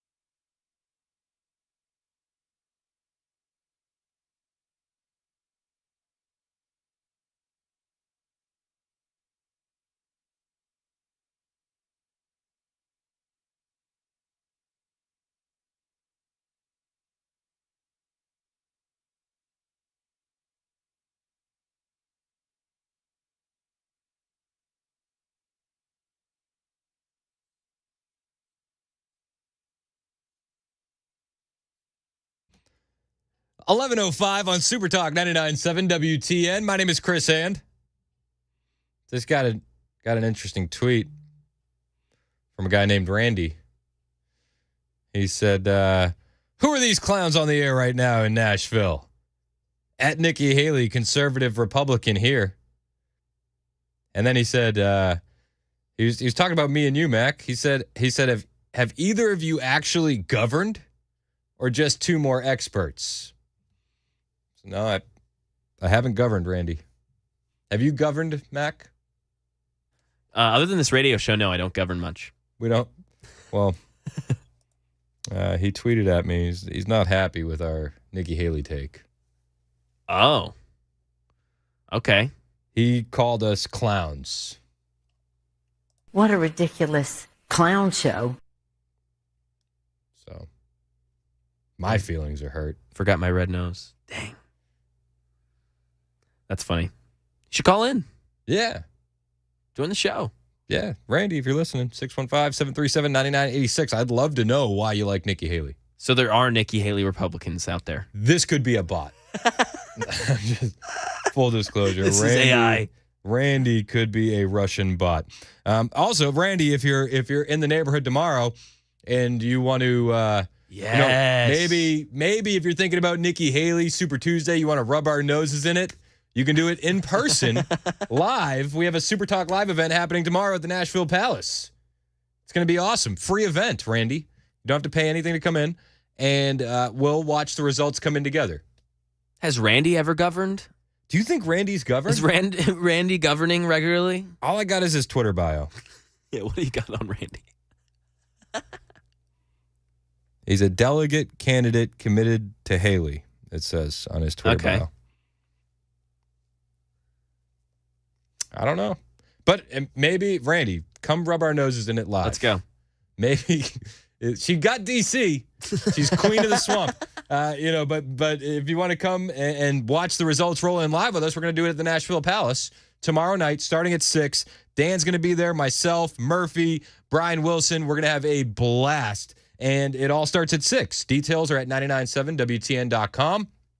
Put in for your head count there, and then you can be entered to win a huge hot chicken and barbecue tailgate package for up to 25 people. Thanks to our friends at the Glock store at shoot270.com, Busy Bee Plumbing, Heating, and Cooling, and membersnutrition.com. It's going to be a rockin' party. Randy, my friend, you're absolutely invited. 100%. Wouldn't be a party without you. Yeah, exactly. Please.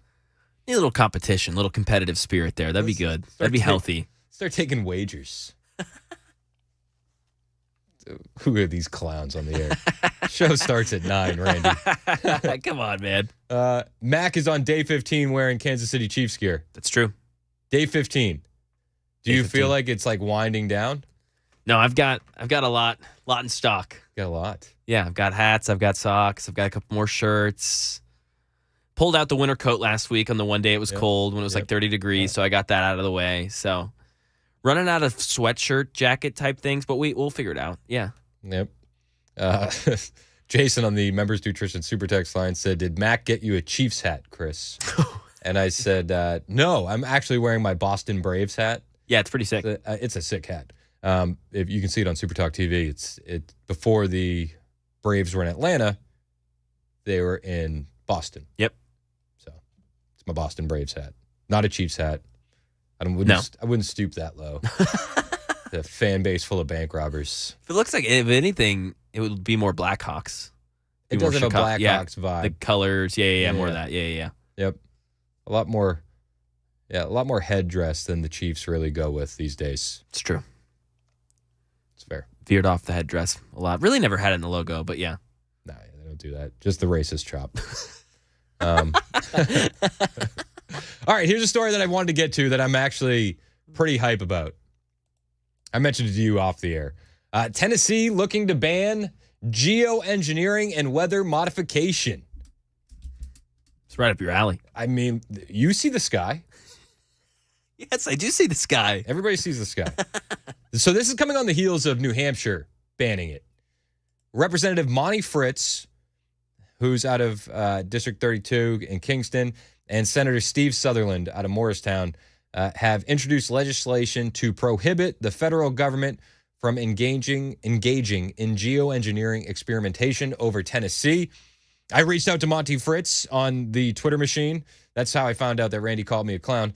And I said, yo, I want to talk to you about this. I want to get you on the show. This is big. So specifically, the legislation would prohibit activities involving the intentional release or dispersing of chemicals or chemical substances into the Tennessee atmosphere. I don't know about you, but in all of my circles, people talk about this kind of stuff. They go by the name of chemtrails. People argue it's contrails. If you look up, you can see this stuff. But HB 2063 is on the calendar to be heard in House Agriculture Tuesday, March 5th, and SB 2691 will be heard in the Senate Agriculture Wednesday, March 6th. The language is not yet posted, but you can find a copy at johnsoncitytnfreedom.com/resources. Tennessee Conservative News has this story. They do really good work over there. Similar legislation, of course, has been entered across the country in 6 other states. Kentucky introduced it. Rhode Island introduced it. New Hampshire got it done. Illinois had something. South Dakota and Connecticut. This is taking a lot of these discussions by storm. And Tennessee Conservative reports that the sense of urgency to take legislative action to prohibit government geoengineering such as SRM, which is solar radiation modification, SAI, which is stratospheric aerosol injection, and other weather modification activities, is in response to federal SRM and SAI funding and a June 2023 White House report titled Congressionally Mandated Research Plan and Initial Research Governance Framework Related to Solar Radiation Modification. Now, in that document, it states that the Biden-Harris administration strongly affirms that climate change is one of the greatest challenges facing the world, particularly those countries and communities most vulnerable to its adverse effects. Immediate, sustained, and effective reductions of global greenhouse gas emissions are required to slow the pace of climate change and reduce the risk of crossing critical and potentially catastrophic thresholds in the global climate system. These reductions must occur while robust adaptation is accelerated and while capabilities in effective and responsible carbon dioxide removal, such as direct air capture and permanent sequestration, are pursued vigorously. The administration also recognizes that there's growing interest in investment in research on actions that, together with mitigation measures, could limit temperature increase and thereby help address the risks of climate change, including potential tipping points and overshoot scenarios.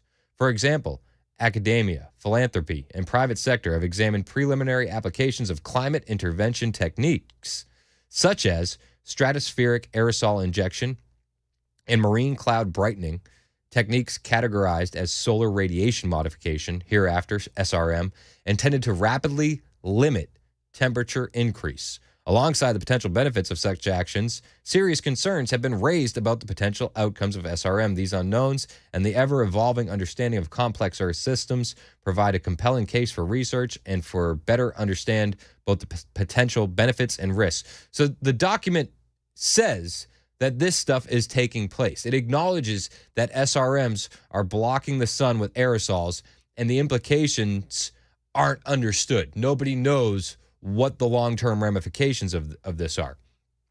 Of course, you have Bill Gates suggesting we use it in a Forbes article, the government proposing such experimentation be carried out, and now we're seeing states push back. And I, for one, am all for this. I think Tennessee should be leading at this point. We shouldn't allow this being sprayed over us, period. And kudos to the other states stepping up, like Kentucky, Rhode Island, New Hampshire, Illinois, South Dakota, and Connecticut. Because this is one of those things that a lot of people don't even realize that this is happening.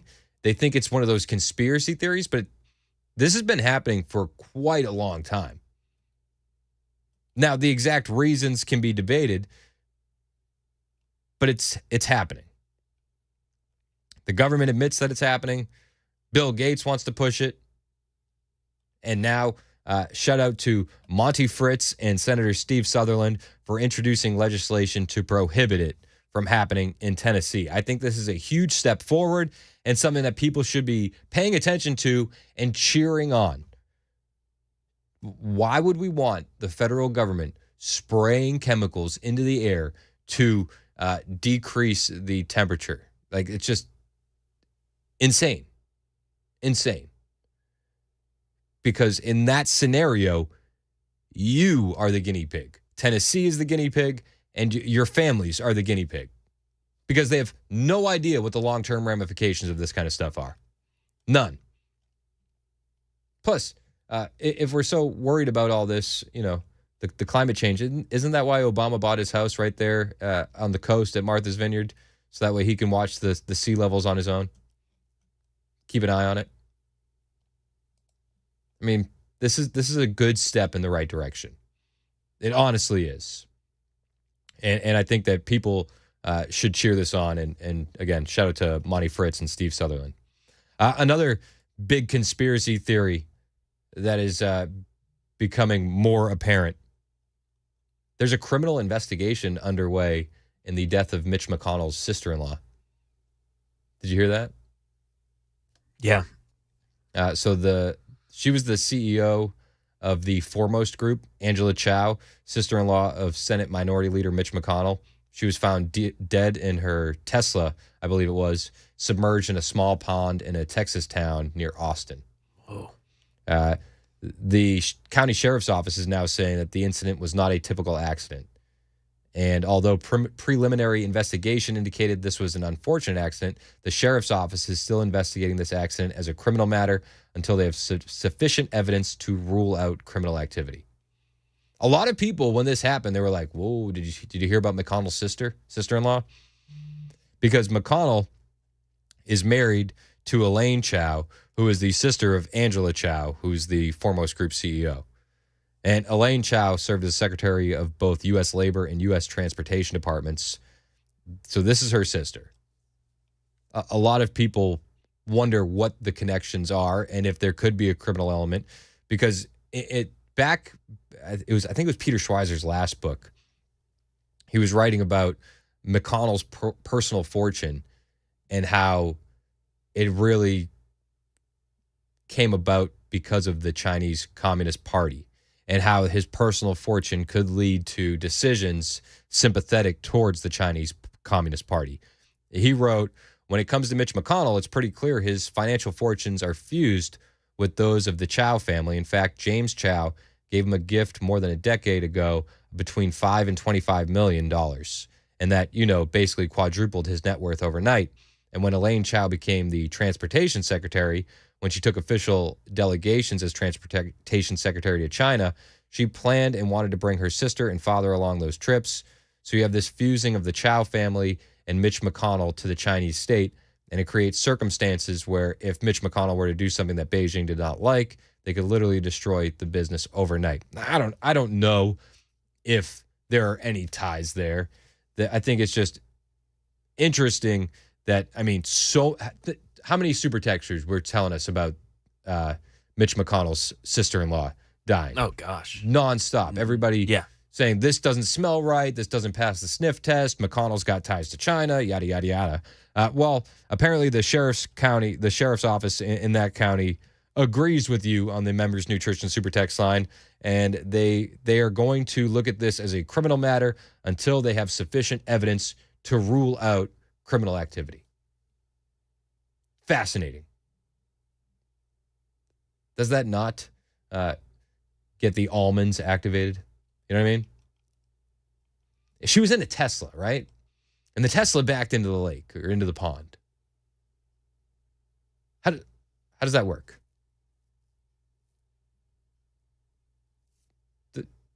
I'm not a Tesla expert, but doesn't it have like auto stopping and all that? I just don't understand. It makes no sense. Just a bug. They're fixing it. It's just a bug. Oy. Yep. And all roads lead to Beijing, right? 11:21 on Super Talk 99.7 WTN.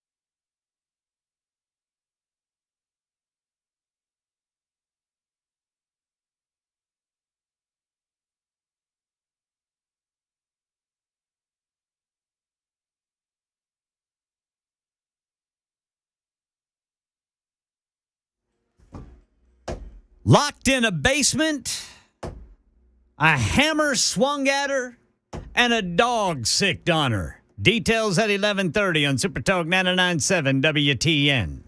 Super Talk 99.7 WTN. Thank you, Ken Weaver. So, the guy that called you and I clowns, I think he was more talking about you, Mac. That's fair. No, I'm just kidding. He directed it at me. I think he was talking about me. Randy, our friend Randy, said, actually, I have governed. 10 years, Tennessee State House, 88 to 98. Elected as caucus chair. See you tomorrow with 5 exclamation points. Whoa. Based. Let's go. So Randy's coming. Even Nikki Haley fans are coming to our party. Did you know that? It's going to be an awesome evening. Super Talk Live, Nashville Palace is what we're talking about. So Randy was upset that I didn't like Nikki Haley. Well, show starts at 9, Randy, and that's been going on for a few months, so a little behind. Yeah, I don't know. I've been pretty consistent. Well, and we haven't had the droves and droves and tens of tens Nikki fans coming screaming for you, so it just took them a while to get up to date. I think Randy needs to bring friends. Yeah, bring the other Nikki supporters. I think we'll have room. We need more Nikki Haley supporters. Right? I think there's a booth left available, so that should be enough. Let's get Randy a booth. Put Randy down for a booth. Also, quite a few people on the Members Nutrition Super Text line reminding me that the Braves went to Milwaukee after Boston before heading to Atlanta. Come on, man. So I got called out on multiple things. That is one thing. The Members Nutrition Super Text line will keep you honest. They are going to remind you. They will crowdsource all They of will. this. And I was talking about weather modification and geoengineering. And so that's what my circle talks about. And 6442 said, Chris, we know your circle is red-pilled. So, all right. So I have this picture on my phone where it's Pepe the Frog, and he's in a helicopter, and he's dumping out red pills. So my son saw it, and he said, what is that frog doing? And why does he look so upset? I said, so I had to clean it up. I said, well, he's got a job. He's got a job. His job is to hand out the hot tamale candies. Ah. And he said, so why is he so sad about it? He goes, I said, it's not a job that you want to do. There you go. He said, but why is he doing it? I said, because somebody has to. He goes, but people don't want hot tamale candies. I said, I know people don't want the hot tamale candies. He's like, no, I assure you, the gummy worms are where it's at. I don't know why this guy's somebody has to give them out. Do you understand? Do you understand, son? It's like, not really, Dad. I was like, all right, well. You'll get it later. Somebody's got to hand out the red pills. You know what I mean? You have to do it. And if you missed that story, weather modification, there is a bill being passed through. It's going up for discussion tomorrow in the House Agriculture and then on Wednesday in the Senate Agriculture. And it's to prohibit the federal government from engaging in geoengineering experimentation over Tennessee. Specifically, the legislation will prohibit activities involving the intentional release or dispersing of chemicals or chemical substances into the Tennessee atmosphere. And I could not support a bill more with my entire being and body. All of it. So hopefully I can get Monty Fritz on, who's one of the guys that is supporting this, as well as Senator Steve Sutherland. Either one, if you know him, I've been harassing them. I've been sliding into the DMs. I have. Shameless. Shameless. I'm like, what's up, bro? You want to come on my radio show and talk about geoengineering? Seriously. Like, let's do it. I'm all for it. Okay, so on the way, Brian Wilson's going to be joining us, talk about the road to the White House. We're going to get Brian's in-depth analysis on what he saw from over the weekend. And, maybe it's not just me who thinks Nikki Haley has no chance. Do you think it's just me? I don't know, man. The evidence, the surge is there, man. The evidence for the surge is overwhelming. Did you see? So I said we were talking about what's I forgot the SNL character's name again. Oh, Stuart Smalley. Stuart Smalley, yes. So somebody on the members nutrition text line said, like, gosh darn it, you're surging. Yeah, it's like you're smart, you're bright, people like you, and gosh darn it, you're surging. You're surging. That's so funny. We'll check in with Brian after the news right here on Super Talk 99.7 WTN.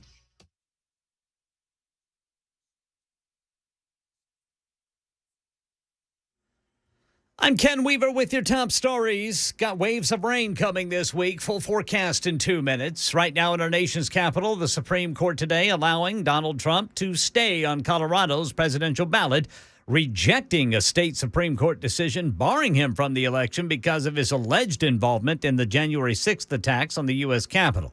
President Biden with an update on Medicare drug price negotiations this morning, saying all 10 drugs selected have submitted counteroffers. If a new maximum price is agreed to, the new prices would take effect starting 2026.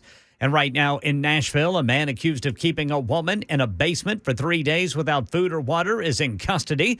News 2 says the woman claims she went to a home in the 1400 block of County Hospital Road to check on her friend, 53-year-old Lyndon Crutcher. She says Crutcher became agitated and locked her in the basement and at one point swung a hammer at her, then sicked his dog on her. Crutcher was booked on a $75,000 bond. That's the latest news. Weather is next. I'm Ken Weaver, WTN News.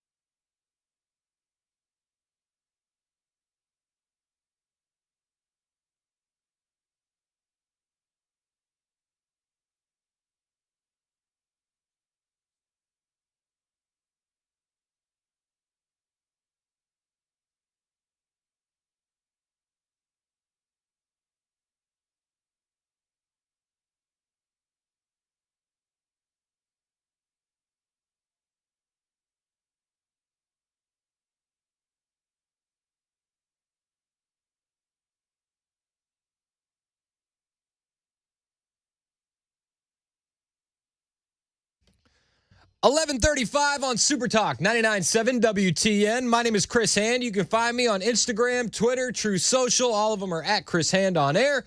And now joining us from his bunker in bucolic Watertown, our friend and radio buddy, Brian Wilson. Watch me. And we will make America great again. I promise you, our best days are yet to come. The Road to the White House with Brian Wilson. Presented by Smith Gun Co. in Lawrenceburg. All right, we got Brian Wilson joining us from Watertown. What's up, Brian? Well, you know, it's a big day for Donald Trump. I mean, he had a good weekend. He won the caucuses in Missouri, Michigan, and Idaho.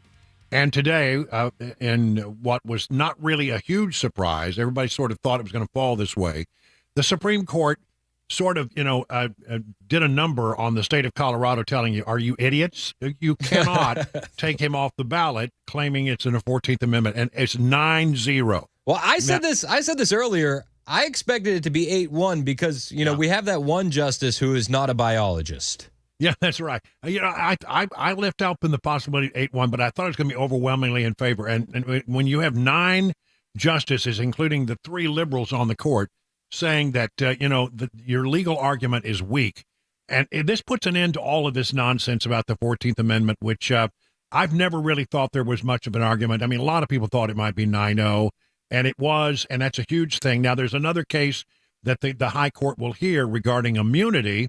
Does he have immunity in the documents case? And they're not even going to hear that until April, I think it is. And I don't expect that he has a very good chance of winning that argument. But a big day today, a big weekend. Of course, the mainstream media is making a big deal about Nikki Haley winning D.C. Queen of the swamp, Brian. Queen of the swamp. Well, I mean, it's not a huge surprise, I imagine, that people in the swamp don't like Donald Trump. But I worked in D.C. for a lot of years, and I just did a little math. My math is always suspect, but I double-checked the numbers here. There are 712,000 people in D.C. Only 23,000 of them are registered Republicans. That's only 5% of the population inside the District of Columbia. And in this particular case, it was only 2,000 Republicans who voted. So that's, you're talking about 1% of the population showed up.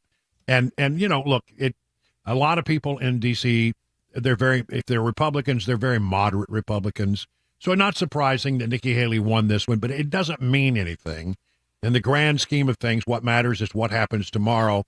And Donald Trump is in a position to actually clinch the nomination if things go very well for him tomorrow night. It may get close, he may clinch, but he's going to annihilate Nikki Haley. And then the question is, what happens to Nikki Haley after March 5th? She said she'll be there through Super Tuesday, but we don't really know what she is going to do after that. May I just play a little soundbite here? Hit it, Brian. From the weekend, Nikki Haley, when asked, on an NBC show, Meet the Press, are you still going to support Donald Trump because you took the pledge? Are you bound by the RNC pledge? The RNC pledge, at the time of the debate, we had to take it to where would you support the nominee? And you had to, in order to get on that debate stage, you said yes. The RNC is now not the same RNC. Now it's So you're no Trump's longer bound daughter-in-law. by that pledge? No, I think I'll make what decision I want to make, but that's not something I'm thinking about. And I think that while y'all think about that, I'm looking at the fact that we had thousands of people in Virginia. We're headed to North Carolina. We're going to continue to go to Vermont and Maine and all these states to go and show people that there is a path forward. Well, what is the path forward? It's not as a Republican. She can't win as a Republican. So what is her path forward? She has vehemently said she doesn't want to be a part of the no labels party, because she doesn't want to have a Democrat as her running mate. But could she run as an independent on her own, separate and apart? I don't know. A lot of people saying she might have a pathway if she ran as an independent, but she certainly has no pathway running as a Republican. And by the way, the president is speaking now. You want to listen to some of that a little bit? Let's turn him up. Very well crafted. And I think it will Former go a President long way Donald Trump. toward bringing our country together, which our country needs. Future President And Donald Trump. they worked long, they worked hard, and frankly, they worked very quickly on something that will be spoken about 100 years from now and 200 years from now. Extremely important. Essentially, you cannot take somebody out of a race because an opponent would like to have it that way. And it has nothing to do with the fact that it's the leading candidate, whether it was the leading candidate or a candidate that was well down on the totem pole. You cannot take somebody out of a race. The voters can take the person out of the race very quickly, but a court shouldn't be doing that, and the Supreme Court saw that very well. And I really do believe that will be a unifying factor, because while most states were thrilled to have me, there were some that didn't, and they didn't want that for political reasons. They didn't want that because of poll numbers, because the poll numbers are very good. We're beating President Biden in almost every poll. New York Times came out yesterday with a very big poll for us. So they didn't like that, and you can't do that. You can't do what they tried to do. And hopefully Colorado, as an example, will unify. I know there's tremendous support. They brought our support up very strong in Colorado, because people in Colorado thought that was a terrible thing that they did. And while we're on the subject, and another thing that will be coming up very soon will be immunity for a president, and not immunity for me, but for any president. If a president doesn't have full immunity, you really don't have a president, because nobody that is serving in that office will have the courage to make, in many cases, what would be the right decision, or it could be the wrong decision. It could be, in some cases, the wrong decision, but they have to make decisions, and they have to make them free of all terror that can be rained upon them when they leave office, or even before they leave office. And some decisions are very tough. I can tell you that as a president, that some decisions to make are very tough. I took out ISIS, and I took out some very big people from the standpoint of a different part of the world. Well, you get some sense of it. He's of course very pleased with the Supreme Court decision that came down today, and you know, he talked, Chris, about the numbers. The numbers that came out this weekend continue to look very good for Donald Trump. I mean, he's looking really strong in the general election numbers. Fox has him up by in a 5-way race, up by 3. Wall Street Journal has him up by 5. The CBS News has him up by 4. Even the liberal New York Times has him up by 4 in the general election. So, you know, things are looking good. And, you know, you got to wonder what Democrats are going to do as he starts to widen his lead, doing very, very well in some of these battleground states. He's leading in all 6 or 7 of them.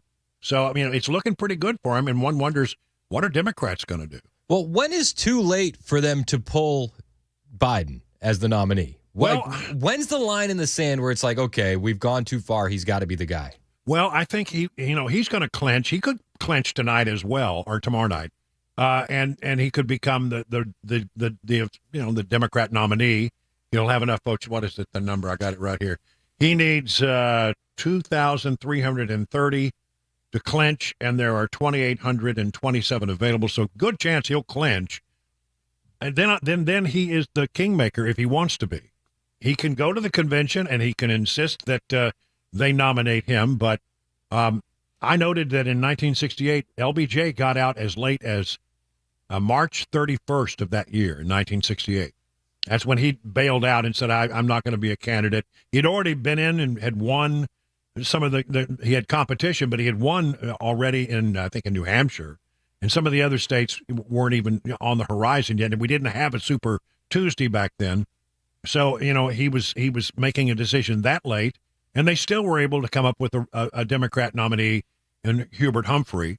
So it can happen, I think, after March 5th. It could happen at the convention where he comes and says, you know what, I am missing a step, and, you know, I think it's time for young, dynamic leadership. So I'm standing down. You guys pick the new candidate. And then it's a wide open convention, which we haven't seen anything like that. It probably will be a lot like the 1968 convention. Crazy. Yeah, it would be absolute chaos. Yeah, but I mean, the thing I keep coming back to is that, you know, Democrats are worried. There's a thing about loyalty to the man who's in the office, but at some point, I think that's overridden in this equation because Democrats so totally vehemently hate Donald Trump that they can't imagine, you know, having Joe Biden lose, and so if they feel like he's not got a good chance to win. And I got to tell you, looking at these numbers and looking at some of the stuff that's in the internals of these polls, it's looking bad for Biden. And at some point, I just think that their hatred for the man is something that may well cause them to have that very tough conversation. And the only person I think who can have that conversation with Joe Biden is Barack Obama. So you think Obama would have to sit him down and say, hey, enough is enough? Yeah, it's not going to happen, and you need to move on. And he's been very, he's, when you hear like David Axelrod say these things, that's not coming from Axelrod. That's coming from Obama. That's Axelrod. Look at Axelrod as sort of Obama's spokesman out there, because Obama doesn't want to get out there and say these things. He doesn't want to show up because he understands, that the power of the former president saying these things. But the nudging that has come from David Axelrod is all at the behest, I am certain, of one Barack Hussein Obama.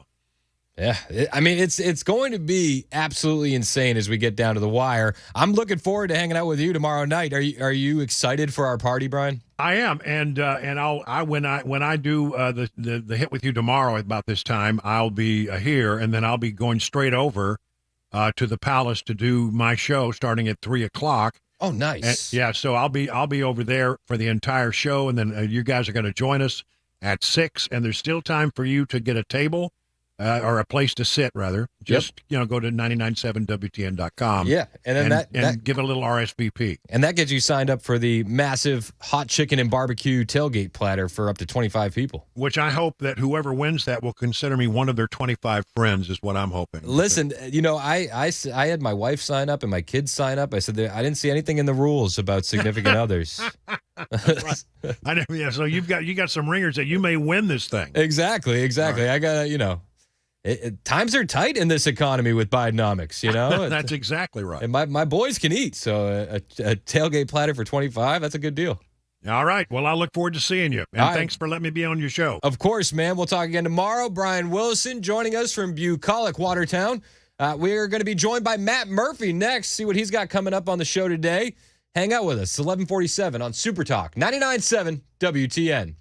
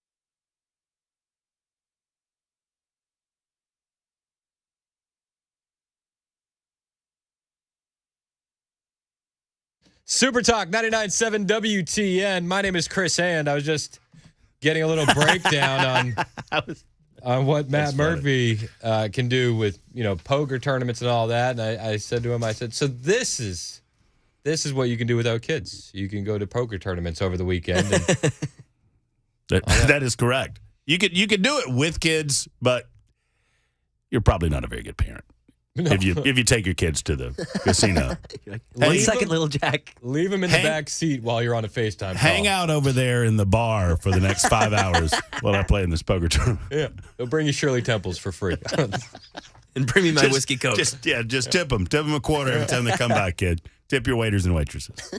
Hello. What's up, man? I like your culturally inappropriate hat. Do you like it? I do. So I've been collecting canceled hats for some time.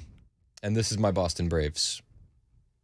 I've got a great hat that I'm going to bring you to show you. I cannot give it to you because it's my one and only. And it came to me from a friend who has now passed away. But it is a fabulous hat, and it would be canceled. What is it? On a couple of levels. It's not one that you would understand. I'll have to show it. What do you mean I wouldn't understand? I literally cannot tell you what the hat says on the radio. Otherwise, I'd get fired. But you don't see it. It's a hat that looks like a bunch of Chinese writing on the brim of the hat, or on the but if you turn your head sideways, it says something. You'll have to see it to understand it. I'm looking forward to seeing it. It starts with go. It starts with go and ends with yourself. Oh, yeah. I mean, you kept looking like you wanted to know. Kept pounding me. I did want to know. Pounding on me on it. So. Hey, how about that? Supreme Court? Oh. Did you see the flag fell? I did. It treaded on you. Yeah, it treaded right on you. I just got treaded on. So, what's going on? Apparently, the flag didn't like me talking about Chinese writing. No, it just took itself out. Supreme Court decision. Yeah, 9-0. It's nice. I mean, expected. Expected because absurd, but I'm just a nerd enough that I read the thing this morning. It's only 20 pages long for those who want to read it, including there was some concurrences. It was written, quote unquote, by the court. It wasn't written by a particular person. So the 5-member majority just let it stand as it was. 4 other people. Barrett wrote something on her own, and Barrett just basically said, we need to come together.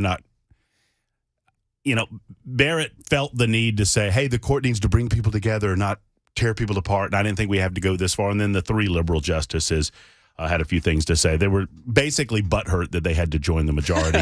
I mean, that's the takeaway that I got from it. So we'll break that down in the first hour of the show. Perfect. You're going to be mining for the salt. I mean, yeah. I mean, come on.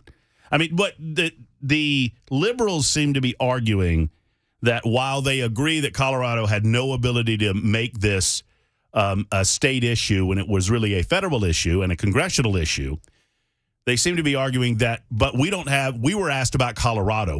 Because they unilaterally said no state has the authority to boot the president off the ballot without a decision on the federal level, a congressional decision. So it's a federal matter. So because of this decision, Maine is done, Illinois is done, all of them everything is done. Yeah, no more. All of them are done. I love it. And they decided it finally. And the liberals were like, yeah, but we were asked about Colorado. We weren't asked about any other states. Like, well, what do you want to do this again? The answer is going to be exactly the same. Please, we would like to draw this out as long as we can. So it's a good day for Trump. It was a good weekend for Trump. I mean, but Nikki Haley had a great weekend too. I mean, the surge is in DC, baby. DC, and she got Lisa Murkowski to endorse her. When you got the DC Republican, I mean, I saw that news over the weekend at the casino. I'm like, why is this news? Nikki Haley's had the DC Republicans the whole time. That's her base. That's right. You go down K Street and all those huge buildings that are built on lobbyist money. She's got that money, right? Yeah. So why is this a big surprise? So I was shocked that Lisa Murkowski came out and endorsed her. Senator Murkowski from. I just don't understand why the timing of it. Like, did she do this recently? Over the weekend. Oh, well, that's just silly. Over the weekend. Like, that's just silly. If you're going to do it earlier. Right. Not when she's like, all of the funders are pulling out. It's like the guy in the rowboat is rowing up to the Titanic. Hey, no, I got a ticket. I got a ticket. I want to get on it. No. Nailed it. All right. It's just stupid. I have a ticket. Please let me on. Let me on. I want to get on. I want on the boat. I don't think you want on this boat. No, the boat is going down. You think she bows out after tomorrow? No. I think she's going to waste maximum money. Part of me feels like we'll see Biden bow out before we see Nikki Haley bow out. Like permanently? Oh, I didn't say that. And we're also going to talk about the definition of the word pledge. Ooh, all right. Because I think that's very important for Nikki Haley to understand. I pledge to listen to that. Yeah, thank you. On the way, it's Super Talk 99.7 WTN.